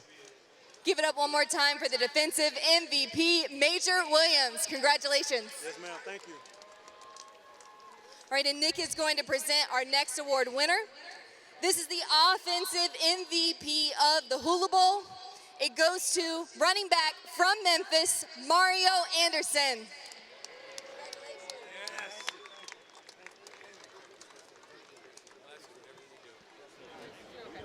Mario, to represent Memphis, to represent your name and your play as a running back today, what are you going to take away from today's game? Sure, I'm just thankful to be out here, come out and compete with the best of the best guys. Shout out to the O-line. Couldn't do nothing without them boys. They was grounding and pounding all week long, man. So I'm just thankful to be out here and come out here and compete. For it to be such a close game and contribute on offense this way to give Team Aina 10-3 win. How exciting is that for you? I see the big smile. Yes, ma'am. Everything good. Like I said, I just appreciate for everybody coming out here supporting Mr. Nick for putting on a good opportunity for all the guys to come out here and compete. And just it's good to come out here with a dub. You were challenged this week. What's the biggest way that you got better by being in the Hula Bowl? Really just the one-on-ones, the meetings with Coach G, and the mental reps and the mental aspect of everything, and seeing how it is from an NFL point of view. Absolutely. All right, let's give it up one more time for the MVP for offense, Mario Anderson from Memphis. Thank you. Nick, anything you'd like to say? Thank you, everybody, for coming and listening to the awards. Have a safe trip home. All right, thank you. Great work by Savannah, and a really fun day here, and two deserving MVPs. No question. And I think Mario said a lot of things about the interviews, the camaraderie, gives credit to the offensive line. You're looking at Mike Smith right there. He was great. I mean, I remember when Mike Smith came to the Atlanta Falcons, they were 3-13 in 2008. They drafted Matt Ryan. He got him into the playoffs that year, and then many years after that. He's always been a guy committed to the game of football. I've seen him host a lot of high school clinics. He loves being around the game, and I think the players recognize Mike's love of the game all week long. Yeah, we're real well respected. He was in our city for a long time in Jacksonville as a defensive coordinator, and very, very respected. In fact, one of the most respected guys we've had come through there. I mean, he really was, Baldy. He was very respected. We may be going back to the field for the trophy presentation. That may be the last presentation. Savannah does a great job there sorting those out. So we'll get back to the field in a minute if we get a chance to do that. It is cool having, if you know the history of the Hula Bowl, and Baldy, you talked about it a minute ago, or earlier in the broadcast. It was in Hawaii forever, and when it couldn't be played there anymore, people were sad about the fact that it might go away, and it's cool that it didn't. It's really cool that we still have the Hula Bowl. So the venue's different, but it's neat stuff. And but Nick Logan has really helped preserve we returned this the event. game in Hawaii, and his commitment to this game has been a blessing to me personally. So it's amazing to hand you this trophy, brother. Well, thank you, Nick. Thank you. Appreciate it. Yep. Thank you. Yep. Coach, I heard you beat your brother-in-law today. That's a little added cherry on top. How does that feel? Well, it makes up for being 0 for. Now I'm not 0 for. I only got 1. Coach, you were able to impact and touch a lot of different players this week. What is something you hope every player who was on your team takes away from participating in the Hula Bowl? To take advantage of the opportunities. This is a huge opportunity for them to be here this week around the NFL personnel people, and then having an opportunity to put your DNA on tape in the practice field. Absolutely. Thank you, Coach. Congratulations then again, Coach Smith, Team Aina on the win this year. And congratulations to all the players who participated in this year's Hula Bowl. All right, great job, Savannah, all day long, and certainly with the award ceremony. Let's take one more break. Then we'll be back to wrap it up, take a few highlights, and look at a special day we've had here in Orlando. Back after this, so stay with us. And we welcome you back to our coverage of the 2025 Hula Bowl here in Orlando. Frank Frangie, Brian Baldinger. Baldy, it was a day for defense, wasn't it? There was a lot of defense. We're going to look at a few of the highlights here, but it was all about the defense, wasn't it? I thought that they took control of the game. They forced the big plays. They got the interceptions. You see right here, like, there it is. I mean, that's Keaton Crawford right there with that interception, taking the ball away from Team Kai right here. You got the ball tipped right here. Mario Edwards, this is the biggest play of the game from Carson Newman. He ran that ball down inside the 2-yard line. You see Mario Anderson scoring from the 2 inside. The only touchdown of the day, and it was from, inside the 3-yard line. But it was set up by the interception. And then you had just really, like, the hitting, the coverage. You mentioned the coverage was very tight all day long. Kind of some stuffs right there on short yardage situations. You just, like, this is at the very end, Shonderick Powell right here. This was a big play to really cement that game and so that Team Aina could finish with the ball. Yeah, you saw really some of the key plays that really were the key to the championship and why guys won the awards. Major Lewis made the big interception that set up the 1 touchdown of the game. Mario Anderson scored the 1 touchdown of the game, and that's how we had the finish. But there's Shonderick, you talked about, was very good as well. Good running backs in this game. I was impressed by that. The other part of that, and you and I are kind of talking off air about this a little bit, Baldy, sometimes all-star games can be going through the motions. They practice all week. These guys hit today, didn't they? It felt like, you made the point to me, I'm going to steal your words, it felt like a football game, didn't it? It felt like a football game. I thought the tackling was crisp. I thought the coverage was tight. I thought playing the ball in the air was good. I thought there was excellent pass rush. Out of 1-on-1 pass rush, there's only a 4-man rush. And I remember Mike Smith telling his players yesterday, look, I want you to play like an NFL game. I don't want anything cheap, and I don't want anything late. But, in between the whistles here, I want you to go and make it look like an NFL game. And I thought the players played like that. I've seen all-star games where tackling looked like an option. I didn't see that today. I thought the guys really finished the plays. And that's why the defense kind of dictated the tempo of this game, because of how crisp the hitting and the tackling was. And you can even see these guys enjoying the final moments. They enjoyed this. You can see guys walking around. No one's leaving the field. No. They're out there. They're having a good time. They're having a good time with each other. This was a good week. It was a good week of real football, to your point, and I would agree with that. Real football, and we said this throughout the broadcast. I'll reiterate it one more time. real football with real football coaches. I think the best way to learn how to play real football in NFL football is real football coaches, and these coaches didn't go through the motions either, did they? No, they didn't. And, to be honest, I talked to a lot of scouts that were here this week. Some of them really running football teams in the NFL, and they told me how impressed they were by the roster. Like, there's only really 3 All-Star games now. There's the Hula Bowl, there's the East-West game, and the Senior Bowl. And none of these players want their college careers or their football careers to end today. This is a stepping stone to the NFL, coming here and competing like they did, practicing like they did, going through the interviews, putting their practice tape out there for guys to watch and to study, putting this game out there for coaches and scouts to study.